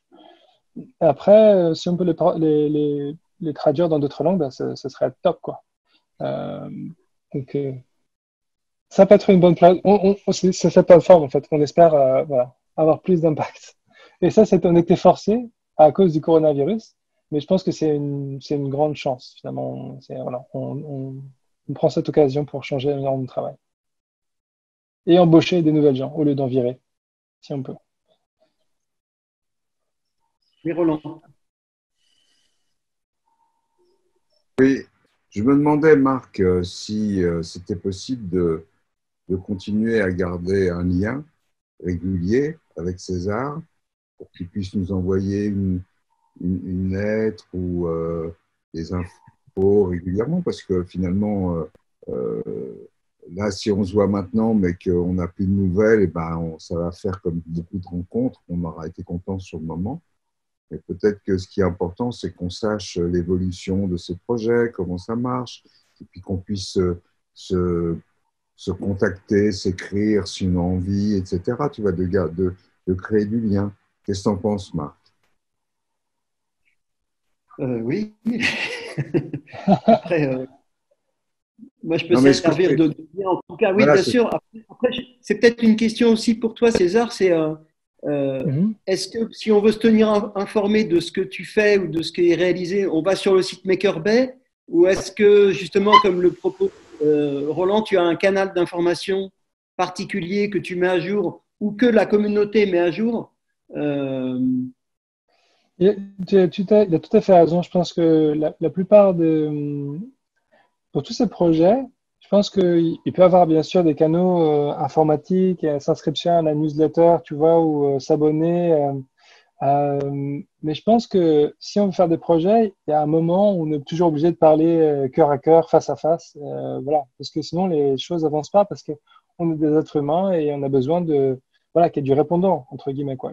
Voilà, on n'est pas juste à mettre des pièces dans une machine et que ça avance, quoi. Ça marche pas comme ça. Je pense que les projets ont besoin d'avoir une connexion. J'avais fait ça à l'époque de la première version de OpenSailing et ça a permis au projet de grandir très vite. Et je pense que c'est la manière correcte de le faire. Aujourd'hui, j'ai pas de canaux réguliers, sauf pour le robot de Corail, où on se retrouve tous les samedis. Et pour Makerbay, on se retrouve tous les mercredis. Donc j'ai deux canaux. Comme ça, on se retrouve avec l'équipe. Qui sont ouverts, qui sont publics. Donc, ça, c'est les deux canaux que je peux ouvrir immédiatement. Voilà, un canal pour Maker Bay et un canal particulièrement pour le robot de récif corallien. Je sais pas si le robot de récif corallien, c'est à 3 heures de l'après-midi le samedi, ce qui fait c'est le matin, samedi matin en France, pas trop tôt, ça va, c'est parce que c'est humain. Par contre, le mercredi à Maker Bay, c'est très tôt, c'est à 10 heures du matin à Hong Kong, donc ça va faire le milieu de la nuit pour vous, quoi. Ça va pas être pratique pour vous. Okay. Mais je peux inviter les deux. Ce que je vais faire, c'est que je vais mettre la présentation que je vous ai présentée, je vais l'exporter en PDF et je vais vous l'envoyer tout de suite après. Comme ça, vous pouvez la regarder. Et dans la première page, il y a les liens vers les sites. Je vais repartager mon écran. Voilà. La première page de la présentation, c'était ça, cesarada.com, makerbay.com, Scalbots. Et je vais l'exporter, je vous envoie le PDF à tout le monde, comme ça vous pouvez cliquer sur ces liens. Je vais aussi tout simplement copier les liens ici tout de suite, comme ça je mets dans le chat. Et puis s'il y a des choses qui vous intéressent, vous pouvez me contacter et puis je peux vous mettre dans les groupes Makerbay et Scalbots, qui sont des groupes publics. Ok. Voilà. Super. Enfin, qui sont publics, mais c'est des groupes de travail, quoi. Ouais. C'est-à-dire qu'on se retrouve et on parle, voilà, qu'est-ce qui s'est passé la semaine dernière, qu'est-ce qu'on fait la semaine prochaine, est-ce que tu as fait ta tâche, t'as pas fait ta tâche, pap. Voilà. C'est très pragmatique. Hein. Okay. Ouais. En tout cas, si Merci toi, beaucoup. Ça t'intéresse, on est tout un groupe qui réfléchit à des écoles innovantes et on se réunit en ce moment tous les samedis à 11h du matin, heure de Paris. Donc, si jamais un jour tu veux venir témoigner dans ce groupe, tu seras bienvenu et voilà, notamment pour rencontrer des écoles, l'école dont je t'ai parlé qui se trouve en Inde, qui est présente, et puis aussi d'autres écoles qui sont en France, qui sont assez pionnières, qui avancent. Et là, l'idée, c'est peut-être voilà, d'imaginer ensemble des choses. Enfin, bon, voilà. Avec plaisir. Bah, envoie-moi les détails, puis peut-être je peux faire une session d'essai, voir comment ça se passe. Et puis aussi, peut-être si vous avez une sorte de base de connaissances et des listes, ou si vous cataloguez ces différents exemples que vous avez, ça m'intéresse de voir ça, quoi. Ok. Ouais. Ça marche. Ok. Merci à tout le monde d'avoir passé du temps ensemble. Merci à toi. Bonne nuit. Bonne nuit. Au revoir. Bonne journée à vous. Merci, au revoir. Merci de vos commentaires à tout le monde. Je vais le copier avant de quitter. Au revoir.